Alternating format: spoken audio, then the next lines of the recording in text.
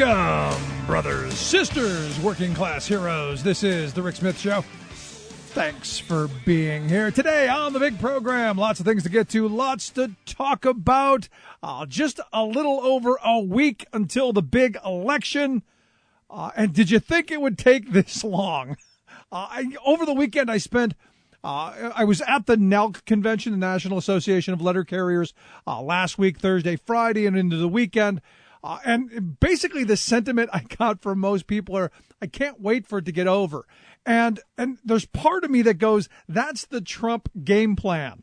It worked for Scott Walker in Wisconsin, and the Trumpites think it could work for them because, you know, everybody you talk to, you go, man, it's always something.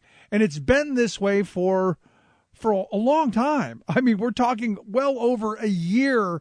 And at some point, I'm sure there are those who are going, you know what, does it have to go this long? And the emails, the reoccurring emails. In fact, I checked my email box over the weekend because Friday, the big news broke. There's more. And it's not like we haven't heard enough from Anthony Weiner. I mean, at some point, we have to go, there's got to be a cure for the herpes that is known as Anthony Weiner. Because the truth of the matter is he's like a bad case of herpes. He just keeps coming back. But here again, if you're his wife, don't you go, my person's in kind of, you know, an email problem. Don't we hand over our devices just to get it out of the way and stop it already?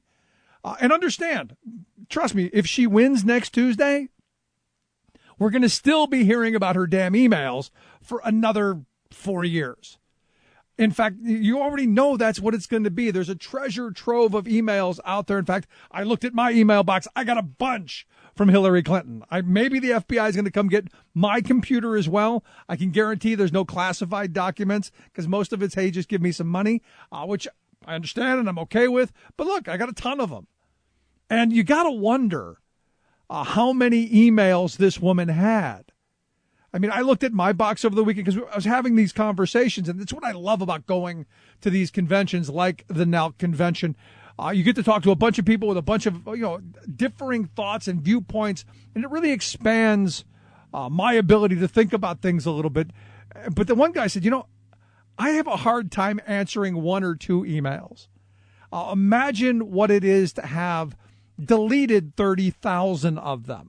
And I was looking at my email box, and it was one of those things where you go, wow, you know, just doing this, you know, this little program that I do right here, I've deleted just on this computer that I've had about 2.5 years, I've deleted 30,000 emails.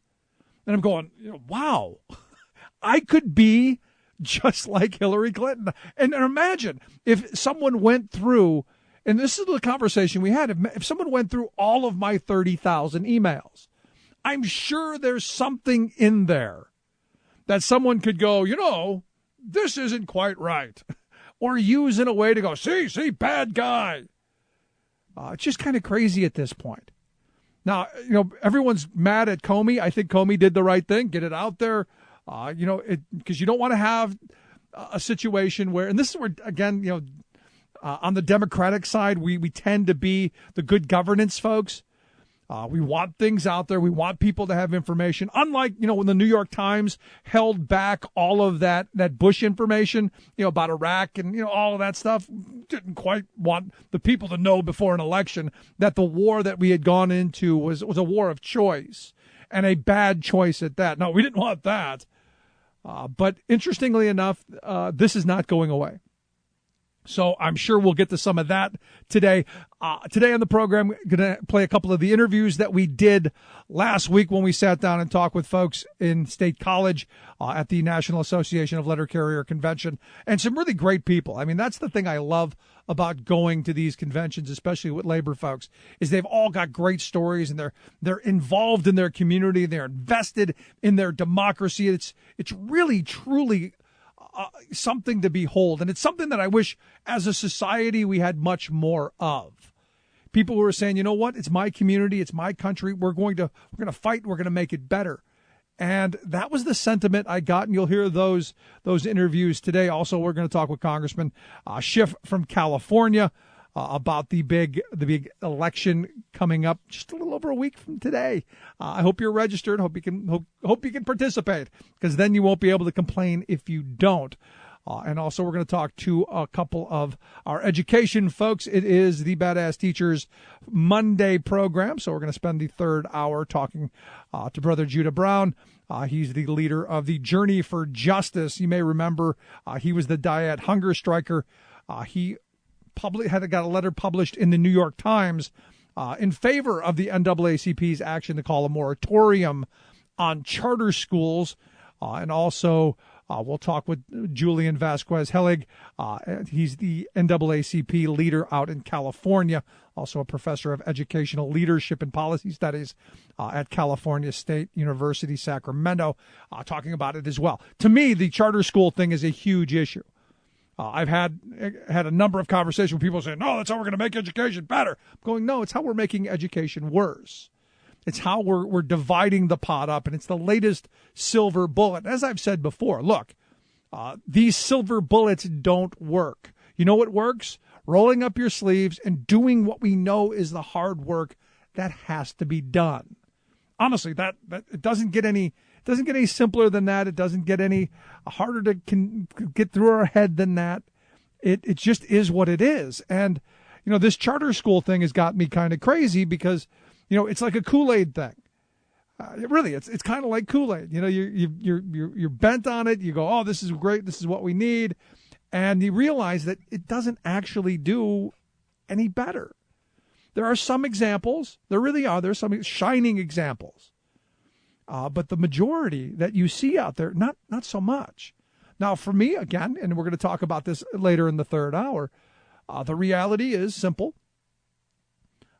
Those students, I think, who are doing well would have done well anyway, given the right environment. So we need to create that environment for all kids.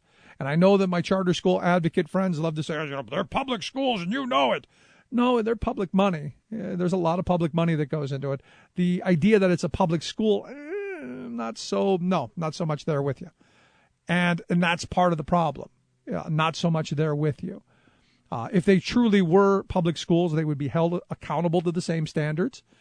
They would be transparent. We'd be able to see where's the money going, who's buying what, where are our tax dollars going. And that's the weird thing. We really don't see this. And when you tell my Tea Party friends, this is how it is, even though they're one of the biggest advocates for it, they go, wait a second, that's not quite so right.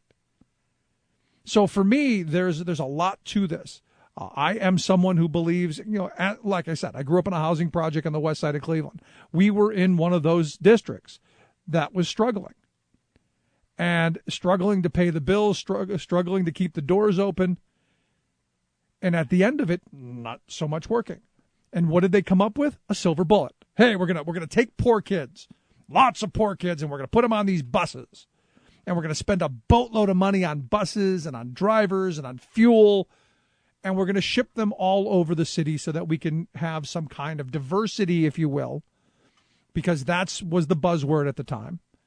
And that's going to make the schools better. What we found out is actually made the schools worse because we blew a lot of money. Instead of saying, how do we make sure that we make the mix right and in smart ways, we chose the silver bullet. With education, the reality is what we have to do is we have to get into those communities and make the schools the center of it so that you're educating not just the students, but the parents who are behind as well. You need to give them economic opportunity, jobs programs, great idea. See, but now you're talking about other things, and that's too hard to quantify. It's easy to slap a bubble test down and say, this is what it is. And I'm telling you, until we wake up and realize that we're getting ripped off, it's going to continue because there are billions, literally billions of dollars here. So that's what we're going to do. Quick break, right back after this. Stick around. You're listening to The Rick Smith Show.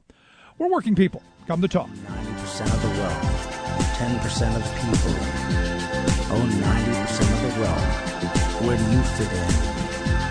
Take a look at yourself.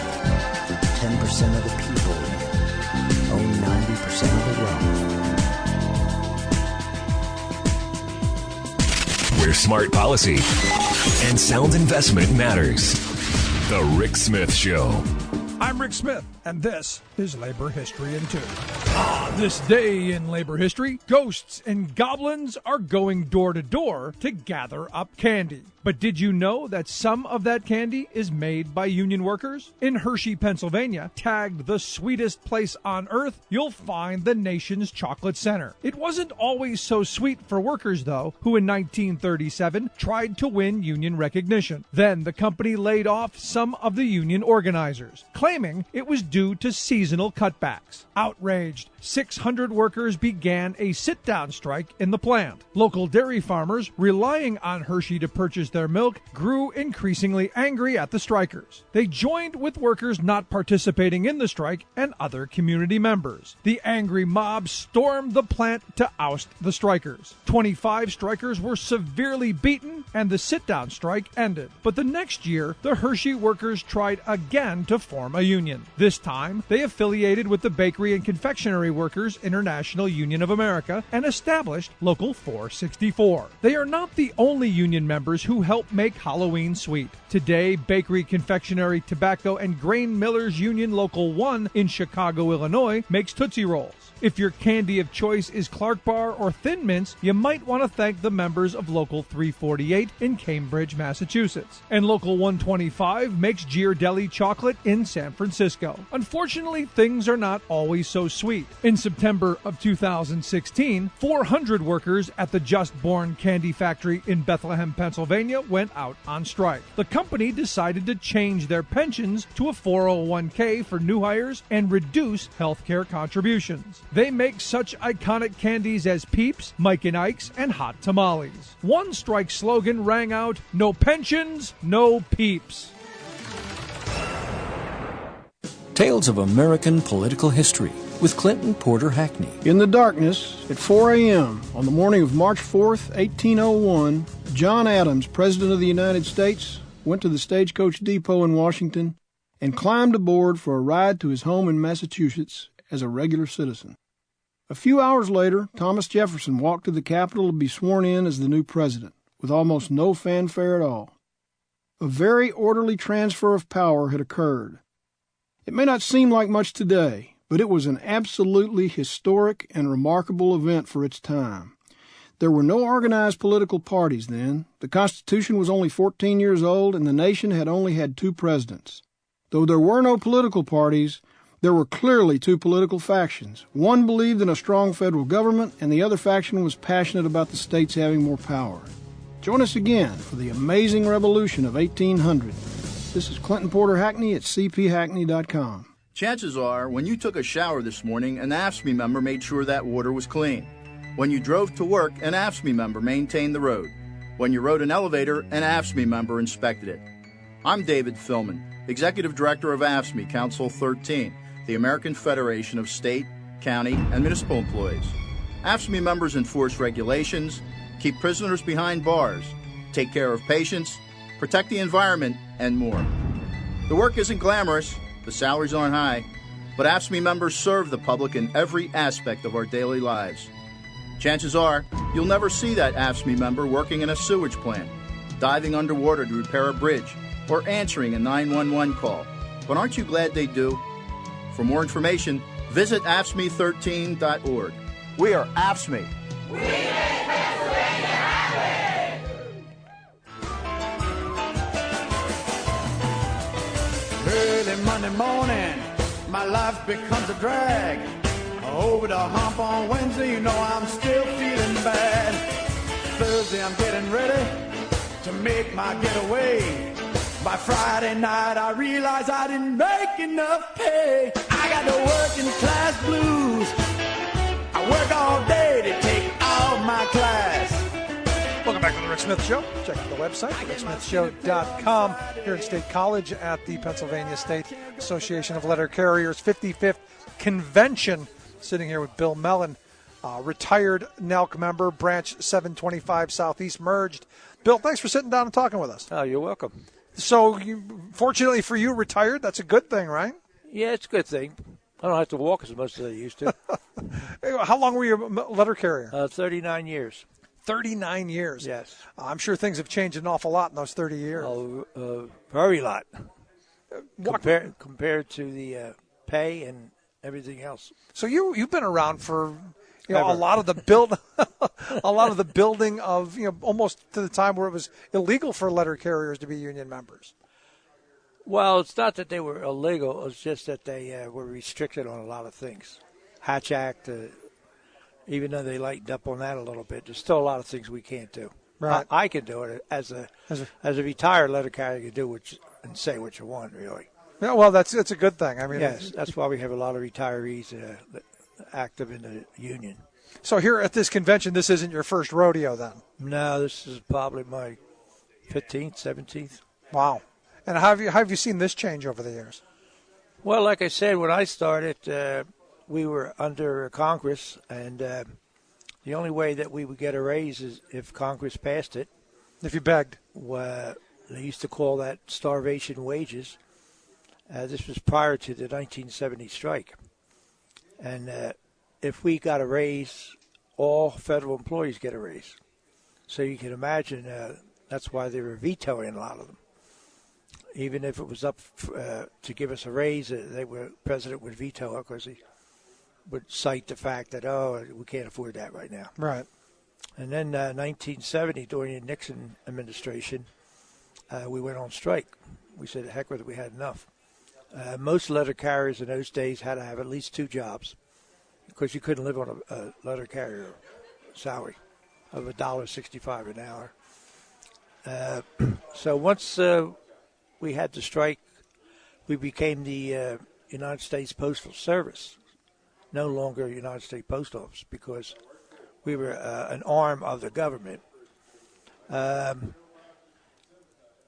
at that time, once they put in the cost of living wages, our wage started to go up. Right. So it started to become, More of a livable job, though. more feasible, and it made a big difference. It comes back to the idea that union membership actually makes people's lives better. Exactly.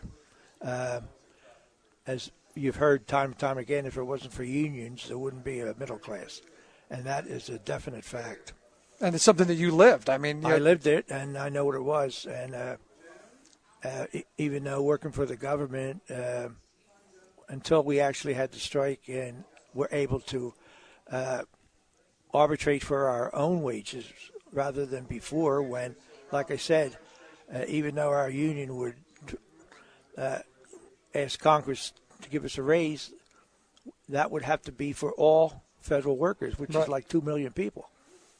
In fact, I remember one circumstance is when I was living down the Philadelphia airport, and we were going through it. One of the federal agencies at that time that was down there, a fellow said to me, hey, when's your union going to go for a raise?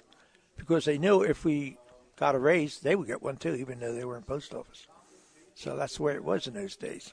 Yeah, and again, it's that begging that it was collective begging. Right. That's what it was called. So which is why there's this push back to move us back to those days or to privatize. I'm curious. Well, that's what they want to do. Yeah, they want to. I'm curious your thoughts. I mean, I'm sure there's been a lot of talk over the years of privatizing the post office. What are your thoughts? Well, I'll tell you one thing. They used to say, who are you voting for president? And I said, well, I don't care if it's Humpty Dumpty as long as he's running on the Democratic ticket. Because Republicans aren't going to give you anything and they just take away. I mean, it's obvious. Every time they get in, all they talk about is doing away with the federal jobs and cutting Social Security and cutting, anything that they claim hurts the budget. But the fact that people never hear of is the Social Security is owed $2 trillion to its fund. Yep. That's been borrowed over the years. A lot of people don't know that. Yeah, most of that came during the Reagan years. Exactly. And they spent it on that Star Wars idea. St. Reagan, right. Yeah. Yeah, and there was a guy there that, and he was a good person, but there was a guy that was in all kinds of unions, the actors union and everything. He was the president of the Screen Actors Guild. He was, yeah. And he was in other unions. And as soon as he gets to be a president, he turned his back on. He fired all the air traffic controllers. So, as I say, But he also is the one that did away with civil service. I was a civil service from the very beginning. But the letter carriers today, they don't have the civil service. Right. Well, I would argue they've got it an awful lot better than when you started. Pay-wise, that's about it. Really, have conditions gotten worse, do you think, over the years? Well, it's a tougher job in the fact that you're basically, everything's automated. So back in my days, we used to have to case all the mail and ourselves, forward all the mail to people. All that's done by a machine now, it's all automated, which means the time they took away from us in the office, they added onto the street. So a lot of these letter carriers are out on the street 7-8 hours a day, which in the weather, it can be tough. Yeah. But, at the end of the day, you look at where you guys started off. I would have to think a little bit better off today than where you started, right? In some cases, yes. Technically, we did do a lot more as far as work ethics because, like I said, we had to case all the mail ourselves. Right. We had to put all the flat mail in order, whereas that's done by machine too. So what they want you to do now is they want you to be able to come into the office, get your keys and maybe some certifiers or registers, throw a few things into the case, and then go. They want you out in the street. They want you. By doing that, I had a route out in Wayne, Pennsylvania, and I had what was called the Glen Hardy Apartments, and there was close to 500 stops. But it was all in the same area. So what they did, the fact that they had the automation, that route that I used to have now has walking streets. It has a couple of office buildings. The time they took away from the office now that you're out in the street, they can give you more in the street. Right. And it can be tough. Okay. Yeah, I can see that. Mm-hmm. But you look at this, there's talk now of maybe doing away with a lot of walking routes and going back to having delivery centers. And yeah, well, I mean, that would hurt the public, really. I mean, because especially the older people, if they had to go out of the house and go walk down the street to get their mail out of there, Because all of this seems to me, Bill, to be a push towards, how do we make the post office more profitable and ultimately, in my view, privatize and kind of hack off our postal service. If they privatize it, the private companies would only take off the cream. They wouldn't do, Postal Service is the only one that delivers every house in the United States. Even if they have to lose money, and that's they lose money on it because they actually had bicycle routes out in some rural areas, which FedEx and UPS wouldn't deliver there. If it's not profitable to them, they don't do it. As a matter of fact, you'd be surprised how many packages we deliver that FedEx sends us and UPS sends us. They actually go through the post. No, I'm not surprised because I know it happens because it's that last mile. The last mile. It's so expensive and so important that they then go, we'll let that government agency do it. Yeah. And they while we're bashing the government agency. Exactly. But they don't want it. But they'd like to privatize it because they just wouldn't deliver those people and just do the cream of the crop, Yeah, it's interesting time. Over the years, I'm sure you've seen the public opinions kind of ebb and flow. Where do you see things today as opposed to where they were maybe 30 or 40 years ago? Well, it was more personable then because the carriers today are pushed so much and they're watched so much. They just run. It's not like it used to be. We used to have people that would say, would you mind getting me stamps or you mind doing this? Or like the apartment house I had, if I had medicine for somebody. The important thing about a letter carrier is when he's on a route for a while, he knows everybody on his route, knows their name, know what kind of mail they get. And I actually had people that would move from one apartment to another, and they're getting, back then they were getting those government double E bonds, and it took them a while before they changed it over. Well, I delivered names. I didn't live at address. So I knew where they went, and I just automatically give it to them. Maybe stamp it once in a while. Make sure you change your address so you don't lose it. Right. But like I said, it was more personable then, and they have had many surveys to this day, and the Postal Service is always number one compared to all other government agencies. Yeah, I mean, we love our postal woman. She's fantastic, and I think about every postal person I had come to the house. They've all been very good, very professional, and most of good them. I people. mean, you get one sometime. Catch somebody on a bad day. Yeah, sure. well, I mean, you can't have everybody, but most of them, like I said, they know the people and they know the animals. Even the animals basically look for you, because if you're smart, you'll take some treats with you. Yeah, you don't want to get bitten. Oh, I've been bitten twice over the years, but by little dogs. Yeah, those ankle biters are always the worst. Yeah, that's exactly what it was. So let me ask you this: on the other side of this, I mean, outside of the post office, in looking at the the political scene over your lifetime, you've seen an awful lot. We're right now in a very polarizing moment, and that's really been one of those things people have pointed out, that we're so on polar opposite ends. Mm-hmm. Has it always been like this? Do you remember a time? I never saw anything like it is today, where it's so much hate. I mean, if you're going to do something, tell us what you're going to do.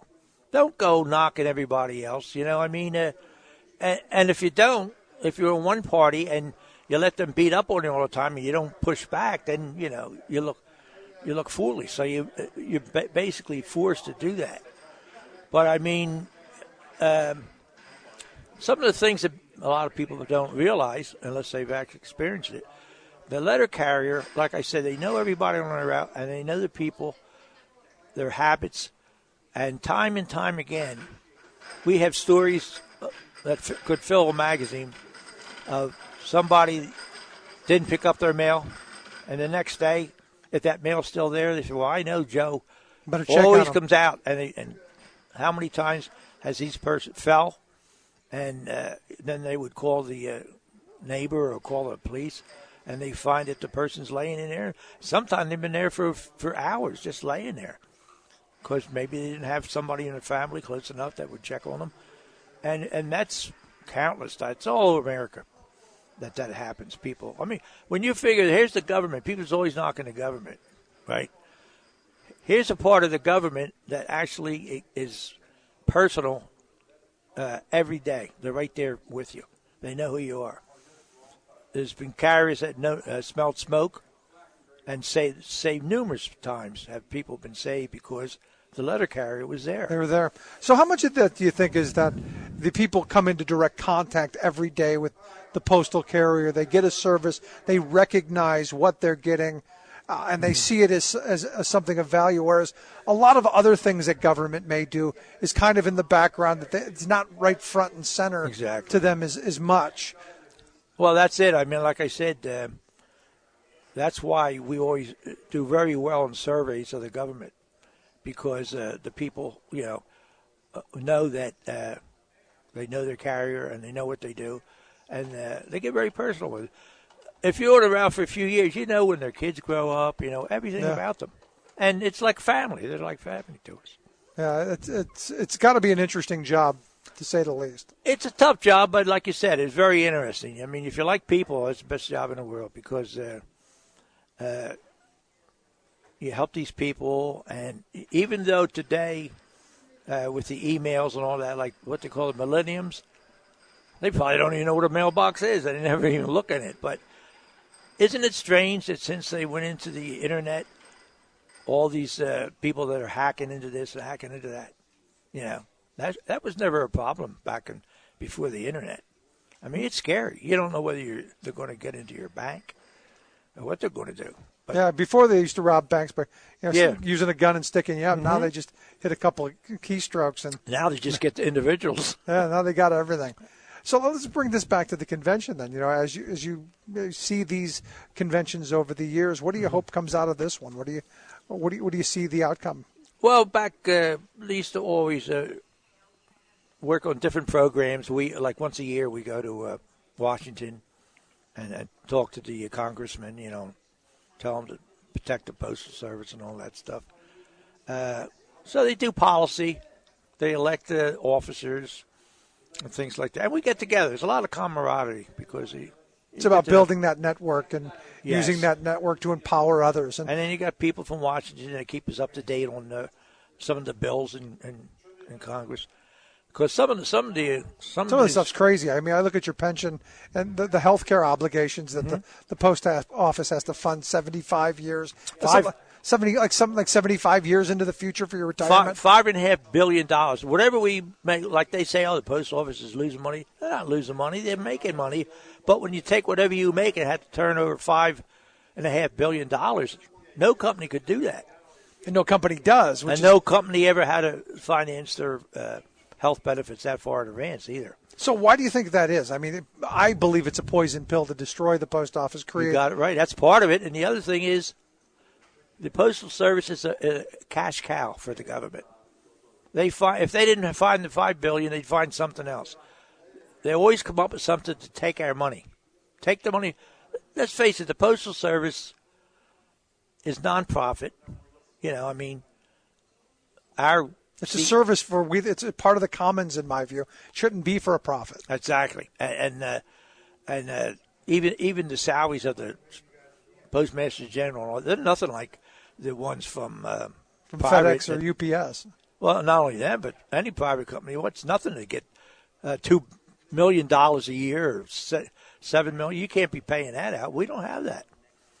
If they were left alone and let them go, we would actually make a lot of profit. Yeah, if you take the handcuffs off and let they could if you really want to compete.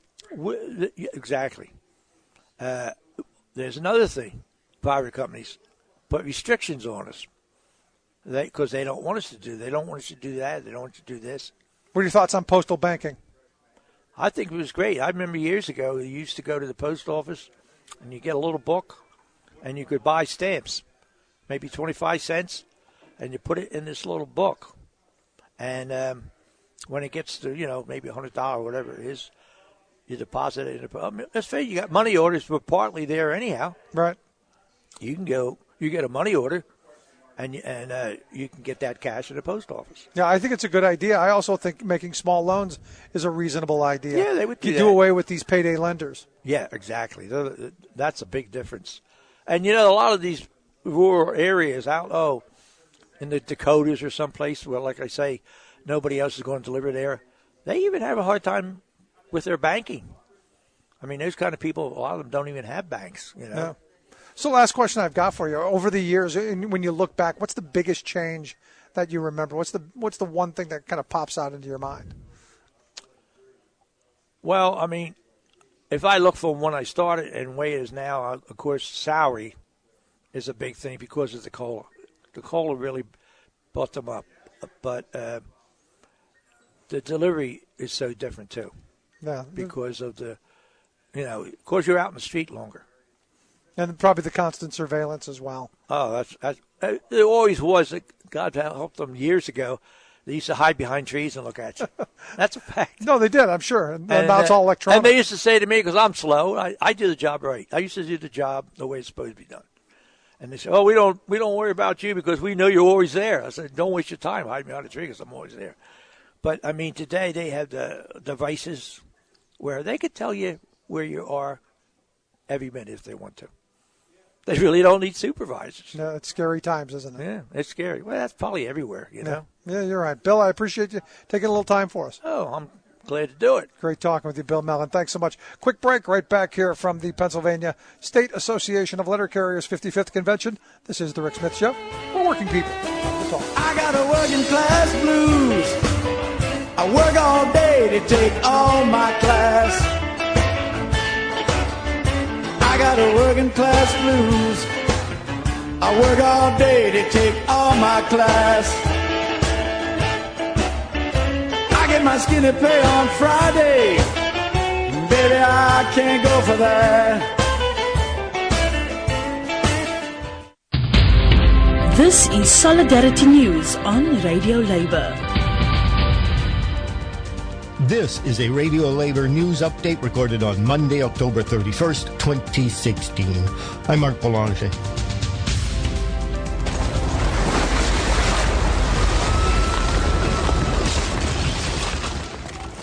union representatives are headed to Brazil for the one-year anniversary of the worst environmental disaster in the country's history. On November 5th, 2015, a dam near the town of Mariana in south-central Brazil burst. 60 million cubic meters of iron waste were released into a river running through a populated countryside. The surrounding area was covered in foot-deep mud. 16 people were injured and 17 were killed.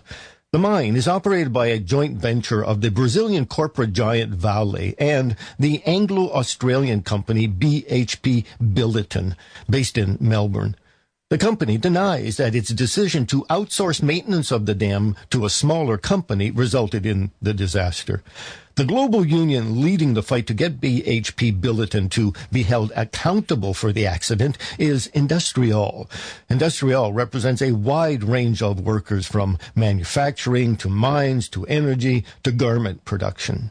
It represents 50 million workers in 140 countries. Glenn Mpufane is the director of the mining department of Industrial. The Mariana disaster has been described as the worst environmental disaster in the history of Brazil.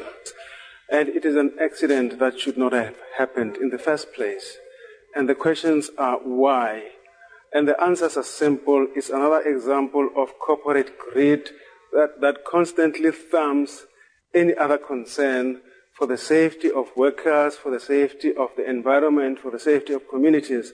On the first anniversary of the disaster, which is the 5th of November, all BHP Billiton unions will meet in Mariana to provide and offer solidarity, practical solidarity, not only to our affiliates, but to the communities that have been affected by this disaster. We shall be sending a signal to BHP Billiton that we want them to account for what happened. Because the lead company involved in the disaster, BHP Billiton, is headquartered in Melbourne, a number of Australian unions will be sending representatives to the November 5th commemoration of the Mariana calamity. Tony Mahar is the national president of Australia's Construction, Forestry, Mining and Energy Union, better known by its acronym, the CFMEU. BHP needs to be held accountable. That's why it's important that unionists travel to Brazil for the BHP network meeting. They need to be accountable for their environmental disaster. They need to be accountable for their industrial practices in bargaining. And that's why Australian trade unions will be there, proudly there with global trade unions. Another union that will be represented at the November 5th commemoration of the Mariana disaster is the Australian Workers' Union. Daniel Walton is the AWU's Assistant National Secretary. We represent BHP workers in the oil and gas, mining, aluminium and nickel sectors in Australia, and we demand justice for BHP workers and their families.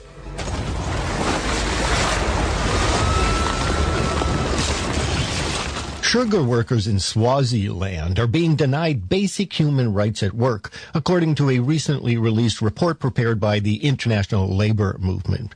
Radio Labour senior correspondent Seamery Ainsborough reports. Thousands of sugar workers in Swaziland are being obscenely mistreated with unhealthy working conditions, poverty-level wages, and violent suppression of unions in the country.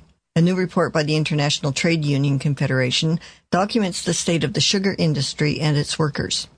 Swaziland is a small southern African country ruled by a dictator king, Mswati III. The ITUC report includes evidence of forced evictions of rural communities to make way for sugarcane plantations, deaths, herbicide-caused illness in the fields, child labor, dismissals, and harassment of union representatives, and work schedules of up to 60 hours per week without overtime. Women who become pregnant are fired. King Mswati's autocratic rule over the country means that Swaziland has one of the worst reputations for repression of workers' rights in the world.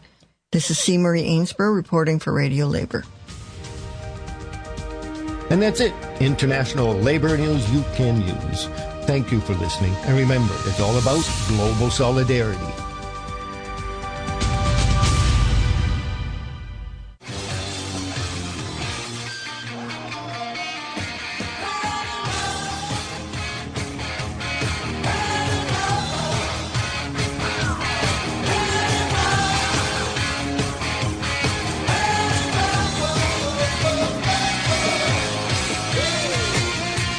Rick Smith Show. Check out the website, thericksmithshow.com. We're here in State College for the Pennsylvania Letter Carriers Conference. The State Association of Letter Carriers are having their 55th convention here at the Penn Stater Hotel and Convention Center. Penn Stater, very interesting kind of place. I'm sitting here with Clay Smith. He's one of the attendees here to the convention.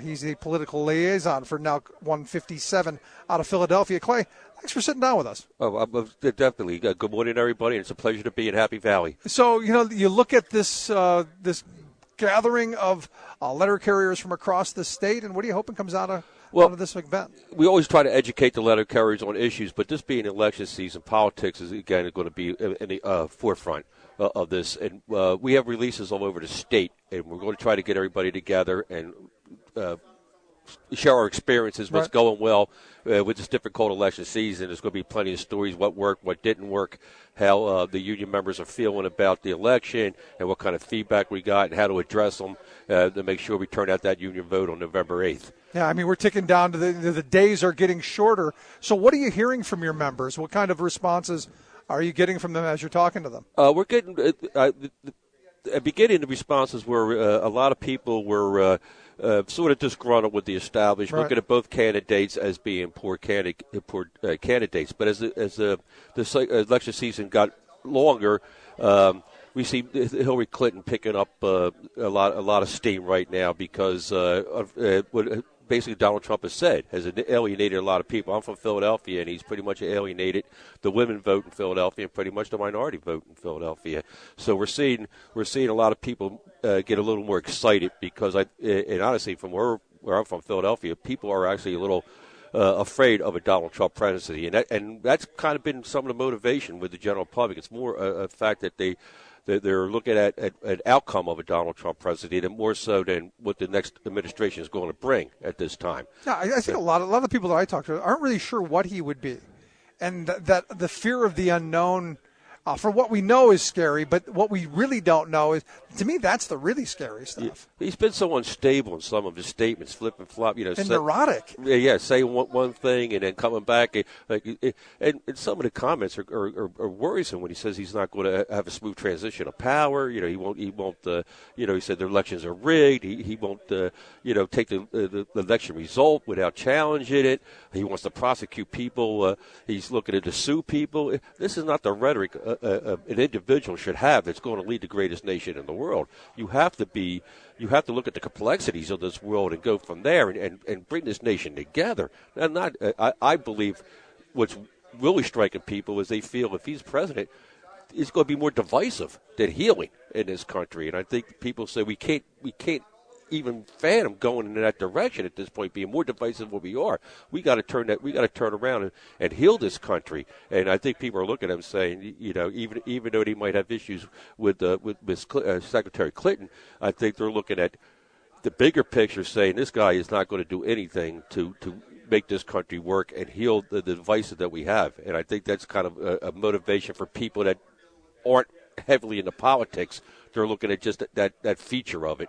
They're worrisome about a Donald Trump presidency. Do you find that with some of your members, with maybe some that haven't been engaged, that have come forward now going, hey, this guy scares me, I'm going to step forward? Yes, we see more. Yeah, I'm seeing more among the general public and the members because, and then, we try to get that issue out, too. Not only is his behavior, but look at some of his policies. And I think that some of the policies now are taking a deeper look into this candidate because now they're a little worried, so they're digging a little deeper. And when they're digging deeper, they're finding his policies aren't for the working people. Well, I mean, the top one, being here at your convention, the top one has to be him pursuing a national right-to-work law. It's very, very scary. We all know that means work for less. They don't want us to have a voice in the workplace, in our contract negotiations, in labor movement.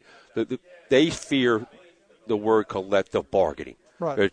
They fear that because that gives us a voice.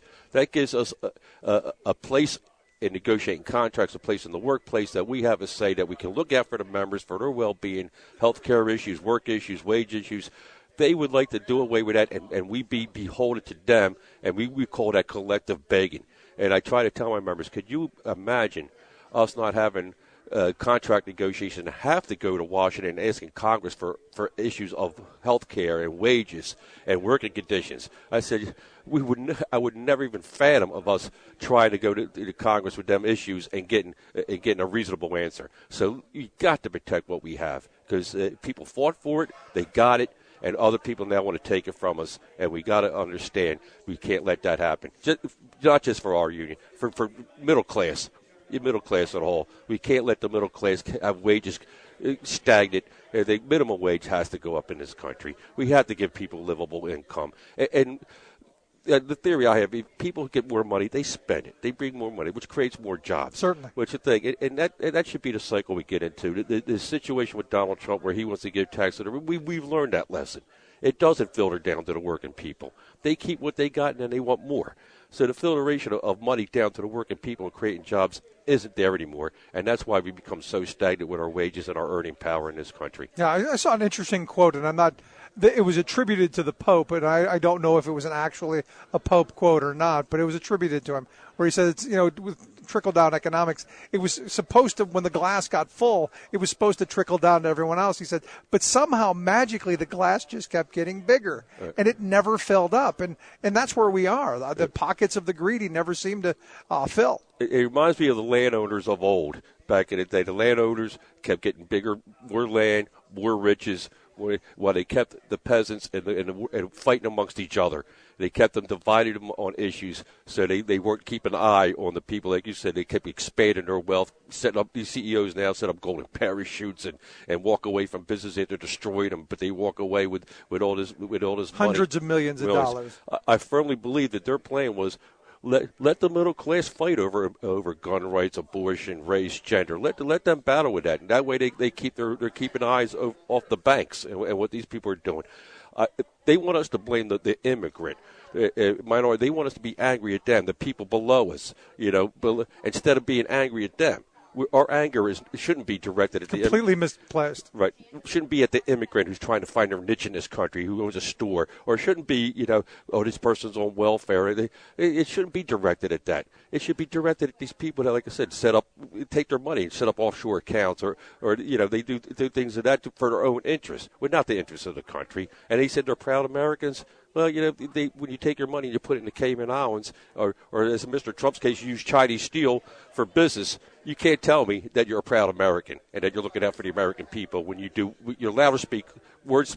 Actions speak louder than words. In this case, I think you got to look at these people's actions. And so you're not buying the whole. We're going to undo the trade deals. We're going to bring all the jobs back, and it's going to be great because I'm going to be the guy who solves all of our employment problems. You're not buying it. Not with this candidate. Like I said, I'm going to go with the theory. You got to look at what this guy did in the past, and I don't think he's going to change. He's business oriented.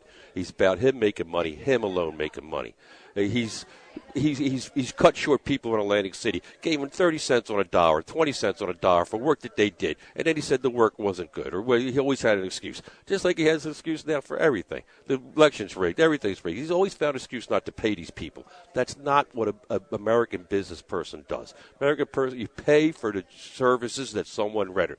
Fair day's work, fair day pay, and that's all the middle class really wants. With that, and we think Secretary Clinton is definitely a better option to give us that kind of thinking in this country. Let's give everybody a fair shot in this country to make what they can, and not just give the rich the tax breaks so they can keep their lives. I mean, some of these people can't even realize how many properties they have anymore. They own so many properties. It's the greed has just I believe in capitalism, but the greed has just overshadowed the whole well-being of the working class in the United States. Now, is that the sentiment of your members? I mean, do you get that sense from the people that you talk to that they get that on a visceral level that things are not fair? I talk to a lot of members who seem to be insulated from that. So I'm curious where you see your folks at. Some of the older members do. Some of the younger members don't. I will say this in my job, and it's why I fight to protect my job. We do make a decent salary. We do have health care, and we do pay into a pension system. But we're only 23% or 20, even maybe less now, the country that has that. So some of our members, because of that, we have to get the issues in more. I always say with a swipe of a pen, they could take that away with you. And Right. do you want Donald Trump holding that pen? Huh? Absolutely not. We don't want that man holding the pen. So I think the older members sort of get it because they've been around. They raised families. The younger members, And they fought for it. Right. Yes. I mean, thank God for 1971 for the Postal Service. If it wasn't for their brothers and sisters that did that, I probably wouldn't be sitting here talking about how I've been able to raise children and put them through school on the job I have. But again, there's only 23% of this in the country that can do that. It has to be fair for everybody. People, and I think what has happened, they have painted the union member as maybe overcompensated bad guy. I want everybody in this country to have what I have. See, I want them right there. That's the thing for me.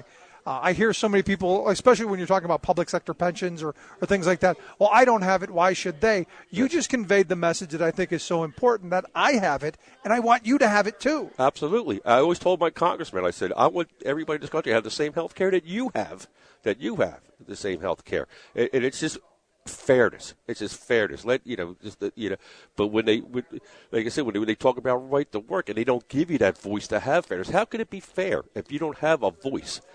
And what's your daily life? Your paycheck, your wage, your health care. If they want to take that voice away from you, then to me, that's not being fair. You're being dictated to. You're being told what you're going to have, or you got to beg for what you have. To me, it's just common sense approach, But it seems we need to get some of that common sense back. Absolutely, I always tell I hate to say this, I always tell my children are in mid-30s. I said I didn't think the world was going to be like this.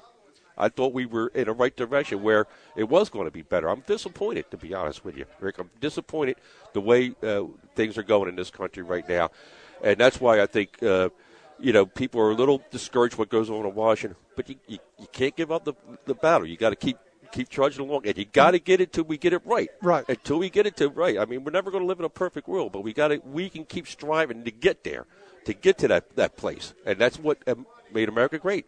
Is striving to get to that place where everybody is American and has the same opportunities. It doesn't matter what skin you are, what religion you are. The opportunities got to be there, and that's what I think scaring a lot of people too with Donald Trump. His attack, trying to divert the attention. I believe trying to divert the attention of what the rich and the taxpayers are getting, and divert that attention that we should be angry at some people, and they're the reason why people are discouraged and having trouble making ends meet. And that's not it. With you. That's not it. It's a vague attempt to conceal what they're doing. I mean, so the last line of questioning I have then goes along the lines of exactly what you're talking about, because I think what concerns me more than Trump being president is him not being president and a bunch of people falling away from the system and giving up on it. I'm of the mindset that whoever is in that seat, you need to have a mass of the populace pushing them in one direction or other. And this is one of the things that I think Hillary Clinton will be good at. Because if your members here, if union members, if people across the country organize and engage, and unlike we did in 2008, where everybody just went home and said, hey, we have a savior, I think we can get her pushed in the right direction. My fear, though, is this has been such a nasty campaign that it's been so much about muck and mud that we just throw up our hands and walk away. There probably going to be a number of people that feel like that, and there'll probably be a great deal in the beginning. But I'm hoping that as time heals things, and we're going to, and us as union members and general public, we're going to have to hold our these officials that we elect. These guys, we have to hold them their feet to the fire. Absolutely. We got to make sure that they do what they plan or what they say to do, and we have to do that. But I think as you see every few years in American politics, and once a decade, you get a movement. You had Ralph Nader. You even go back to George Wallace, Pappy, and I think Donald Trump was a strong movement. But I think when it all comes to said, I think hopefully, and this is my hope, that after it's all said and done, that this country starts going in the right direction together, and they realize that we're going to get more done together than not. And I think that's the message that the administration, whoever gets in there, that's the first thing they got to push is we can't accomplish anything on two sides of the fence. We got to be on the one side of the fence. I think John Kasich, when he made that talk about I could be a Democrat, you could be a Republican, what's that really mean? Well, we have to get something done for this country. Can I be an American and you be an American and get something done that in this country without a battle between two parties? It's got to come to that anymore. What's good for this country, you got to look at for the general well-being of everybody. Yeah, I'm with you. Okay. We just have to make it happen. Absolutely. That's what we're here. That's what we're here for this weekend. And at Happy Valley, I said we're happy to be here, and this is what we're going to energize the troops, and like I said, we're going to keep everybody's foot to the pedal and keep on this. Like I said, the labor it doesn't end in November. We're going to keep moving and hopefully get this country back on its feet for the working people and the middle class. Good on you, Clay. I appreciate the time. Great talk with you. Thank you, Rick. Back to work. Appreciate it. Okay. I appreciate so much. it. Thank you. Quick break here from the NOUT convention in State College. Back after this. You're listening to The Rick Smith Show. We're working people. Come to talk.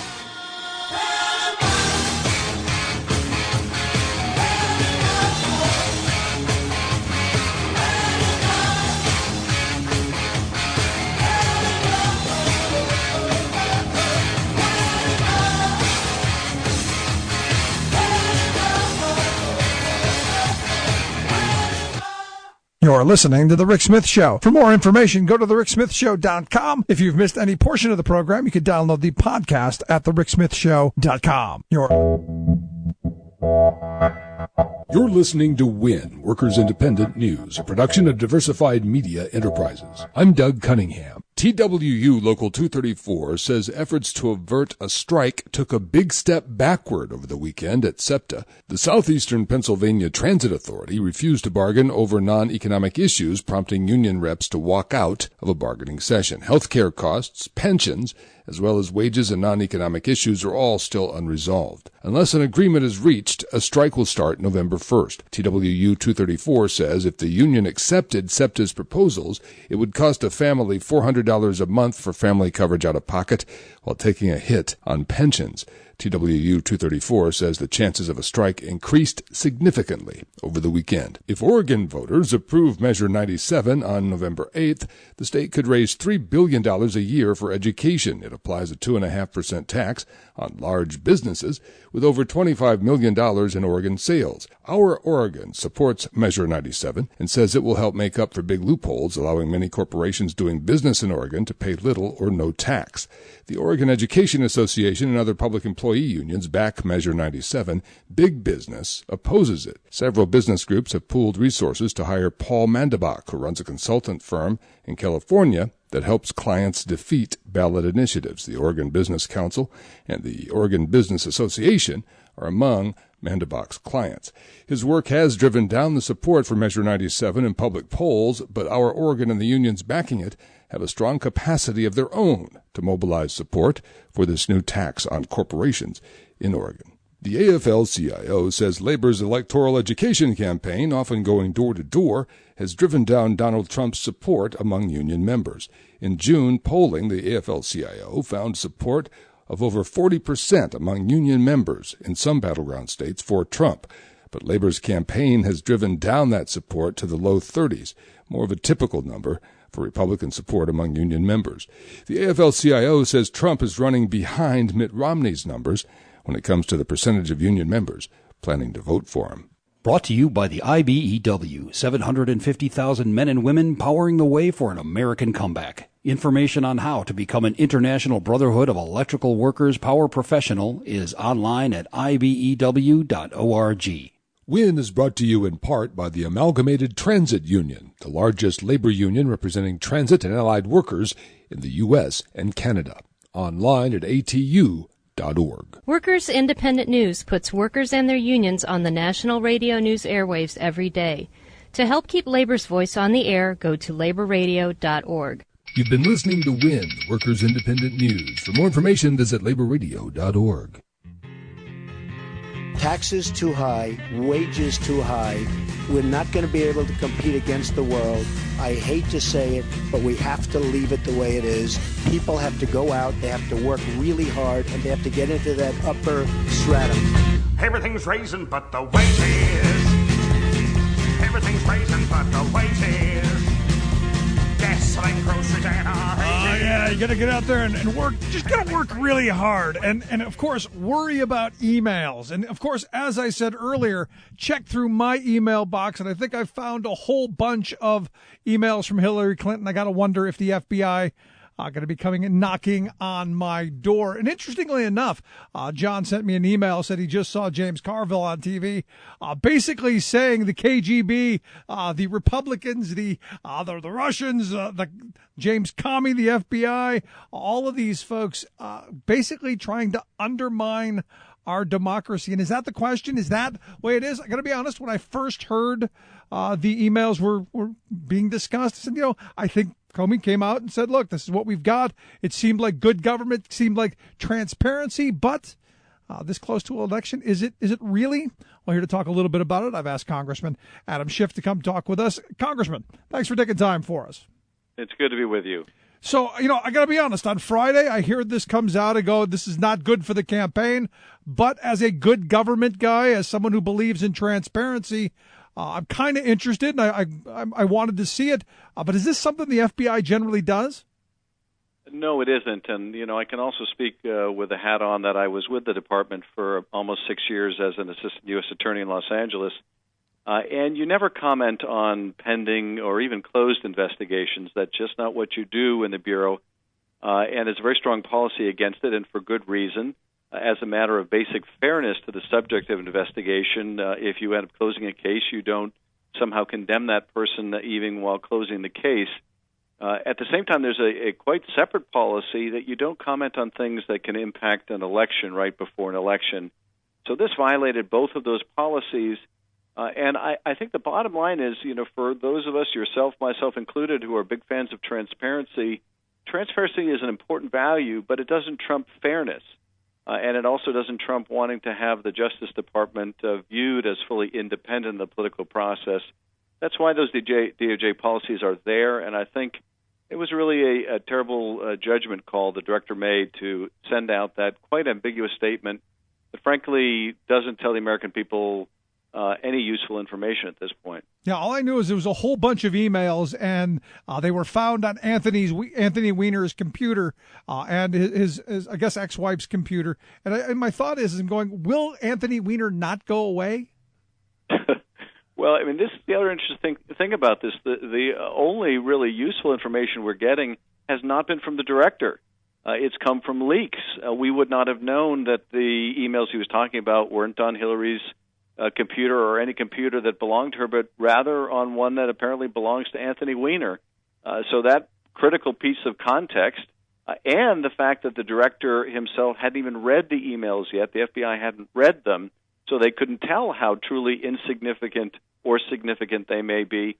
Those important pieces of context the director didn't share with the public, and it's part of the reason why that bland statement or that at least ambiguous statement has been so much the subject of misinterpretation. And we're talking about a lot of emails here. I think I saw a number somewhere around 650,000 emails in all of this. I don't know because, again, this information comes to us through leaks. I've seen reports of hundreds of thousands. I've seen reports that it could be 10,000 or a few thousand, and that maybe only a small number of those have anything to do with either Huma or the secretary. So it's really tough to say, and this is precisely why you don't talk about things like this right before the election. And if there was some compelling circumstance that required you to say something, you would at least wait until you had something meaningful to say. Yeah. I think what we got was actually the worst of both worlds. We got a statement that interfered with the political election, that made the FBI become a political participant rather than an objective spectator, and it didn't contribute any to the public understanding.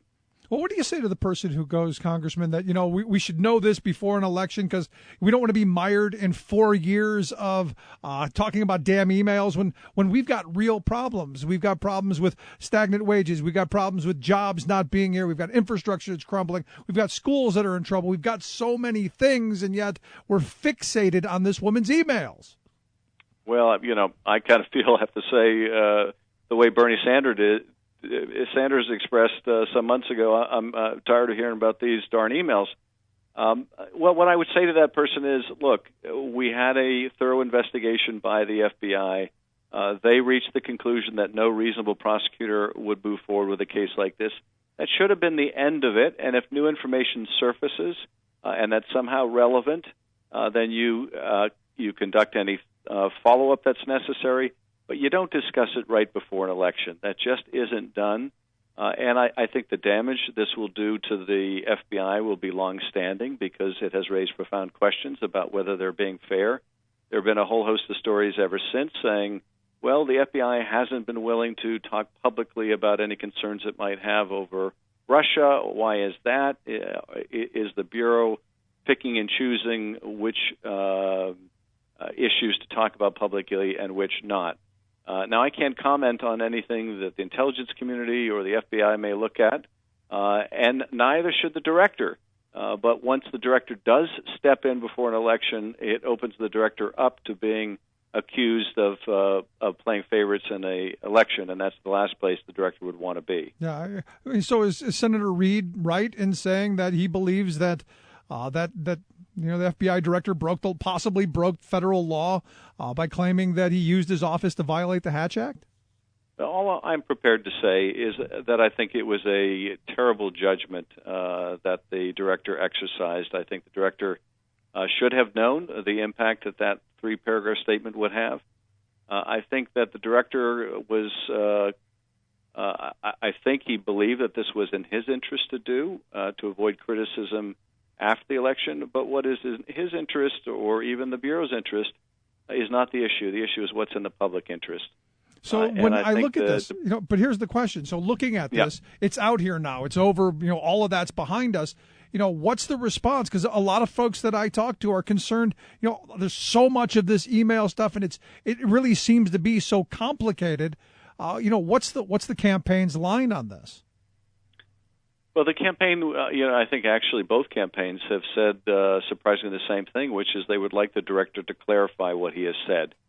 If they can go through these emails to provide the public with some information to put that in context, I don't know whether the director is going to be able to do that. If the number of emails is anything like what you said, it's hard to imagine they'll get much of a handle on what is there and even if it's relevant. Now, it's possible they may be able to say these have no relevance or all the ones we've examined thus far we've already had. That's possible.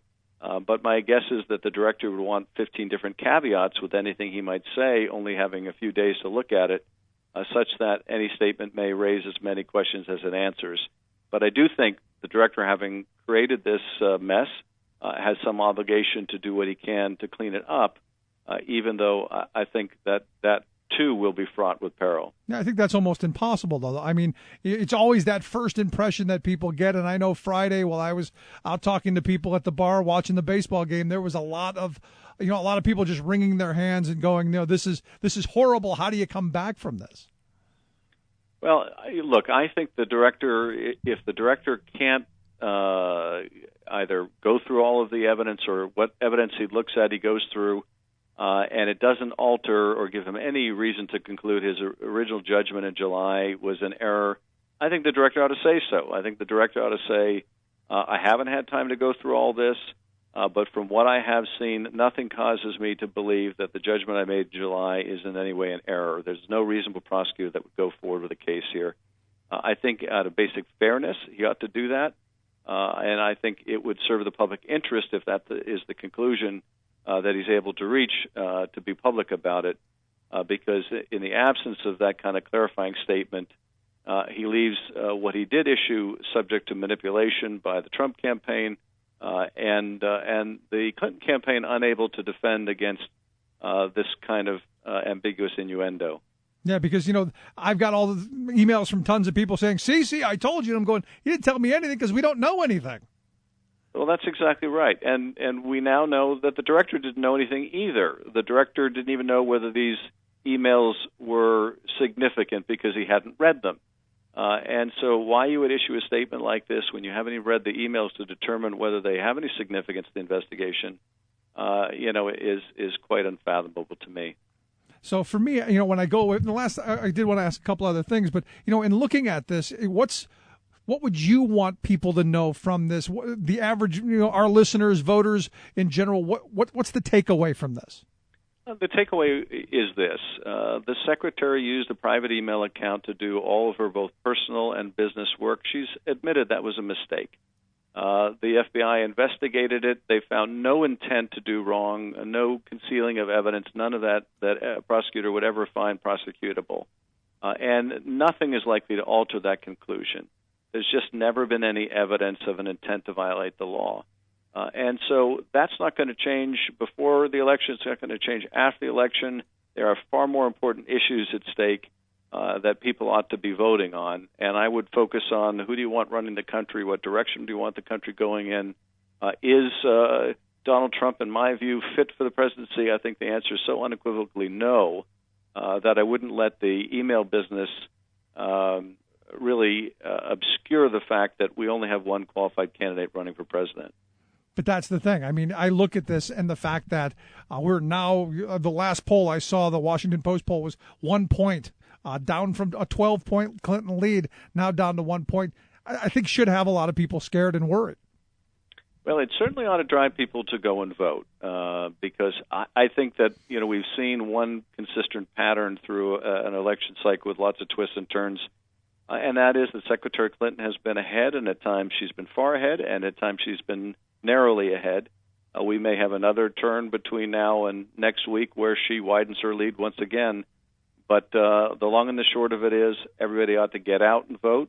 Everyone, I think, needs to have their voice heard, and no one should take anything for granted. Yeah. Should we be concerned, as James Carville points out, that he thinks that our democracy is under assault by the FBI director, by the KGB, and by the Republican Party? Well, I think it's certainly under assault by the Russians, and I find it so exasperating when reporters write about the hacked emails from the Clinton campaign and neglect to point out what ought to be front and center of their story, which is these were hacked by the Russians, they were leaked by the Russians. This is part of a Russian effort to manipulate the American voter, and you ought to know that before you even get to the contents of what were in these emails. This is staggeringly unprecedented that you have a candidate like Trump who's so beholden to Putin and endeared himself to Putin that the Russians would be interfering in this way.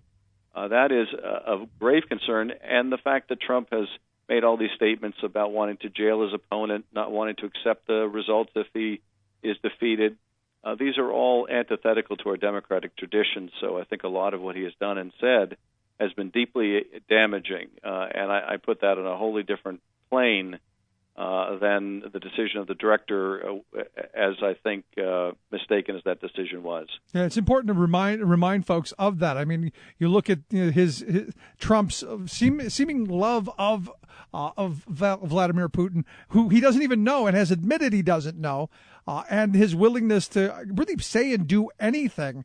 I got to be honest, that's a little scary to me. Well, it's scary to a lot of people, both Democrats and Republicans. It's part of the reason why so many Republicans who have served in different Republican administrations on national security issues and in national security positions have come out against Trump and just don't find him qualified.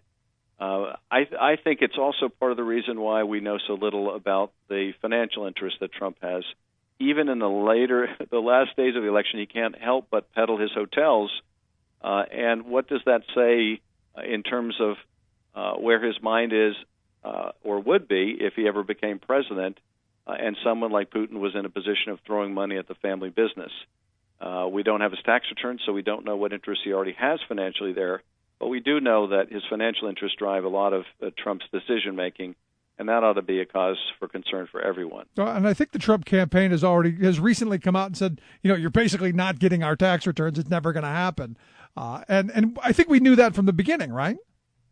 Well, yes. I think they decided that, whatever was in those returns was going to be so damaging and provoke so many questions, either because it showed he wasn't as wealthy as he said he was or as charitable. We know now he wasn't as nearly as charitable as he claimed to be.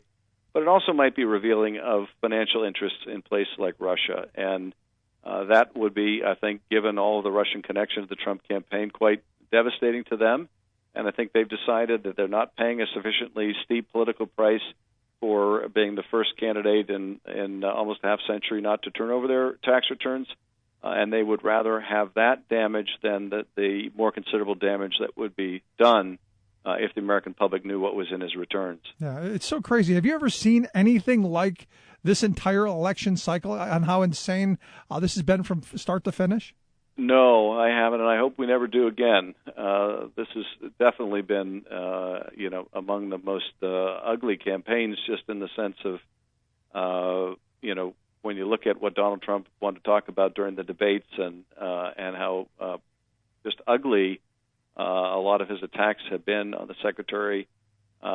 This is nothing I would like to see again. Yeah, I'm with you from your ears, from your lips. Congressman, I appreciate you taking some time, filling in some of the gaps and giving us some thoughts on what's going on. Appreciate it. You bet. Great to join you. All righty. Let's take a quick break. Back with your thoughts. Stick around. You're listening to The Rick Smith Show. We're working people. Come to talk.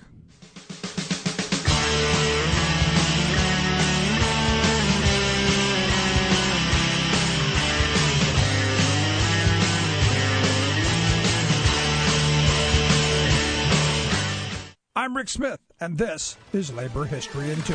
On this day in labor history, the year was 1941. That was the day that the completed Mount Rushmore Monument was dedicated in the Black Hills of South Dakota. The monument portrays massive sculptures of U.S. Presidents George Washington, Thomas Jefferson, Abraham Lincoln, and Theodore Roosevelt hewn into the side of a mountain. Today, 3 million visitors view the sculpture each year. The project remains controversial because it was completed on land held sacred by the Lakota Sioux. 400 men worked for 14 years to complete the carvings.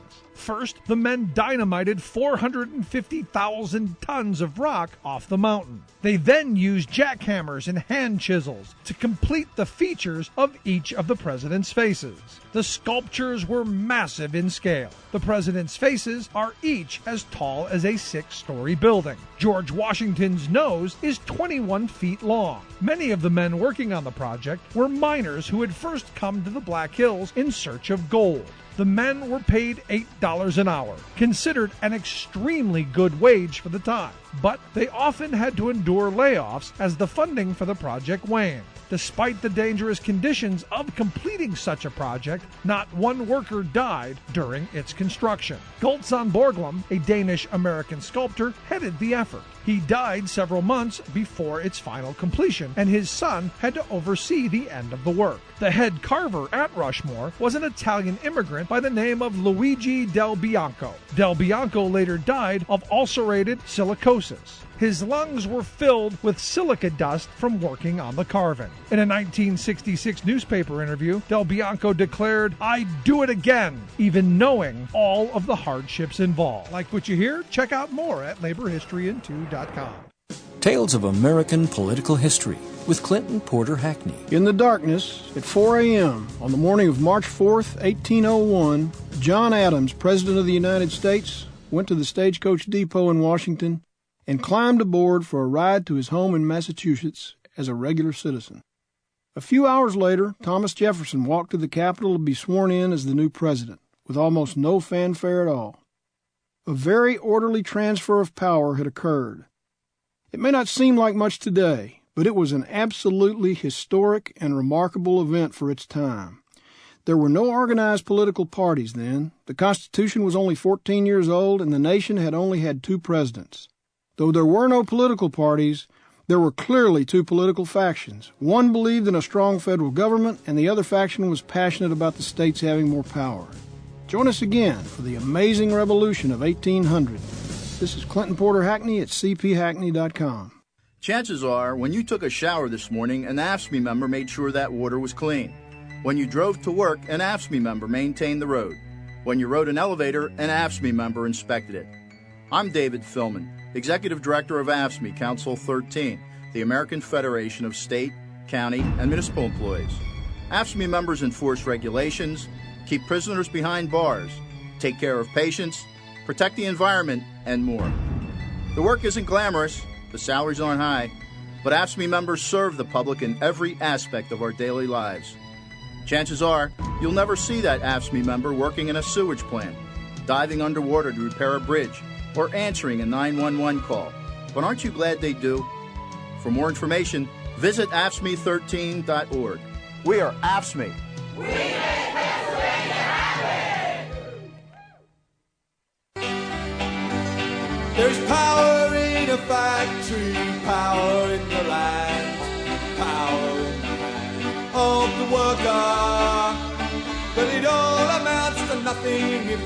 together we don't stand. There is power in a union. Welcome back to the Rick Smith Show. Check out the website, thericksmithshow.com, here at the Pennsylvania State Association of Letter Carriers 55th Convention.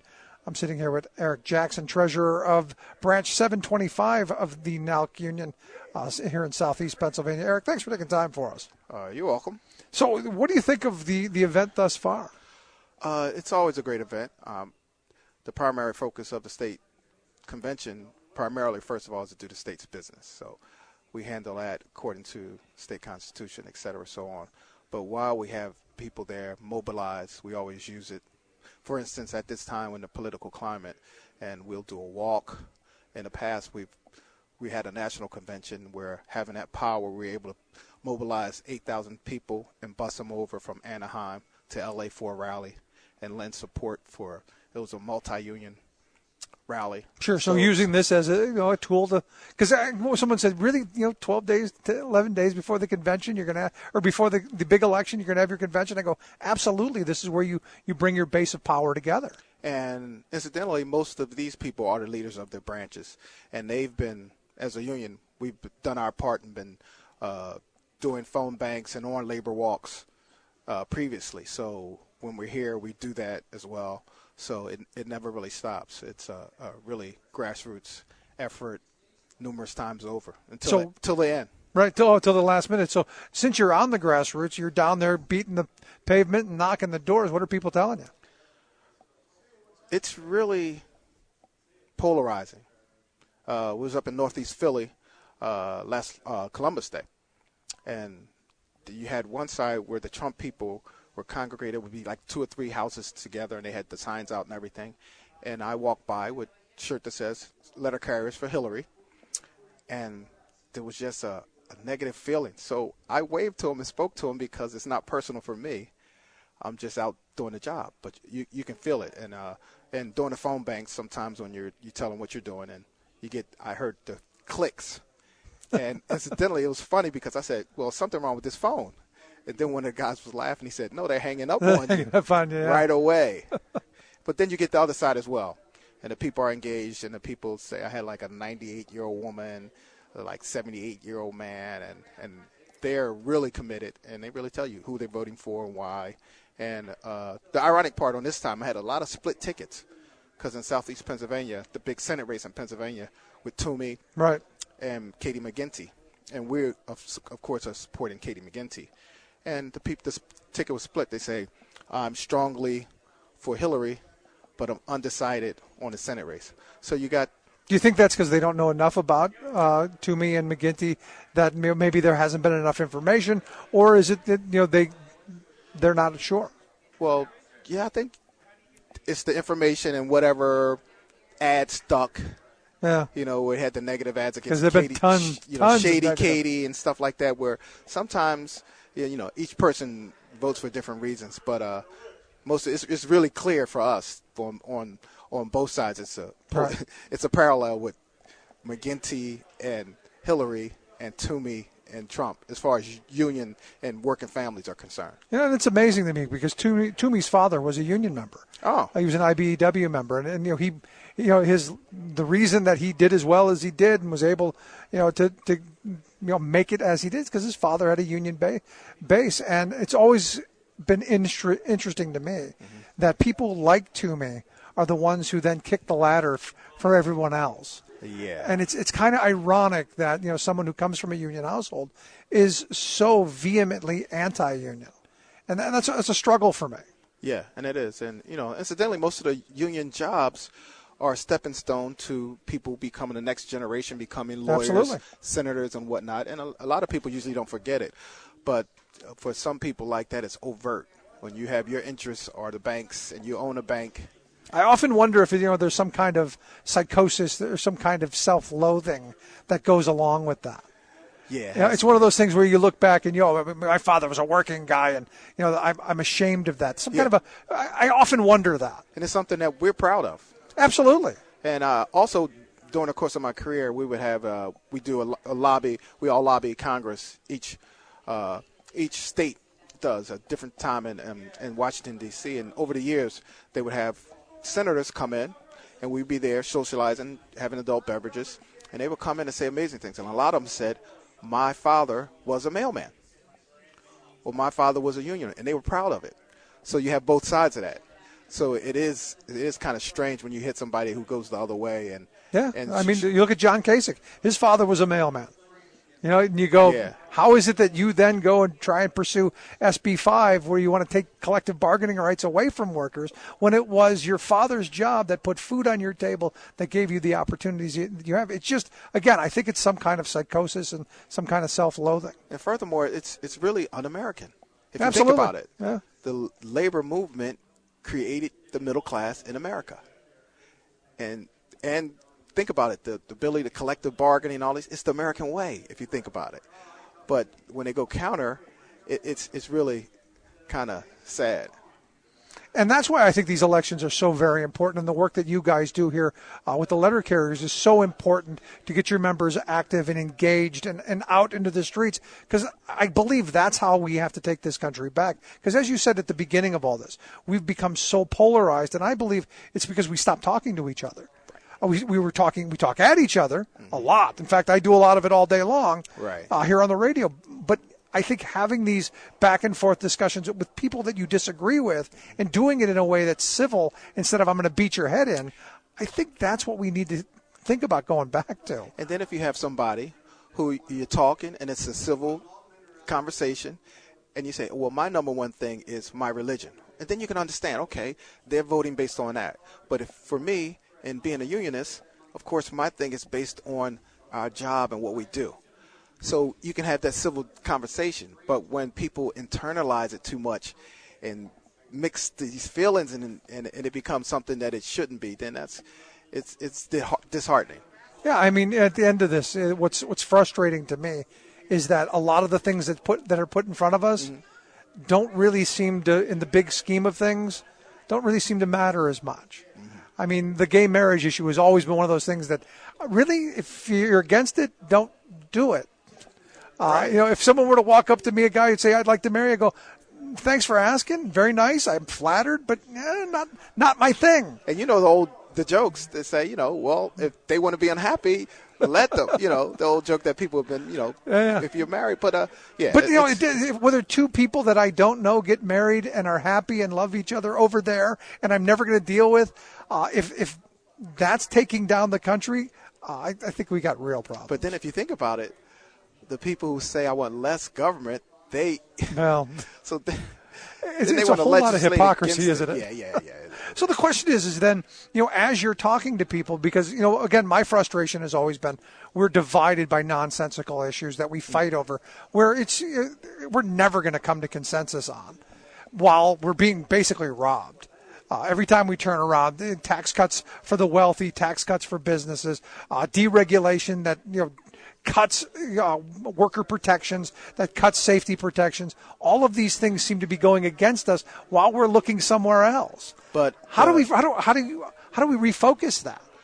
But I think it's the information. And what's happening, the information that resonates is the wrong information.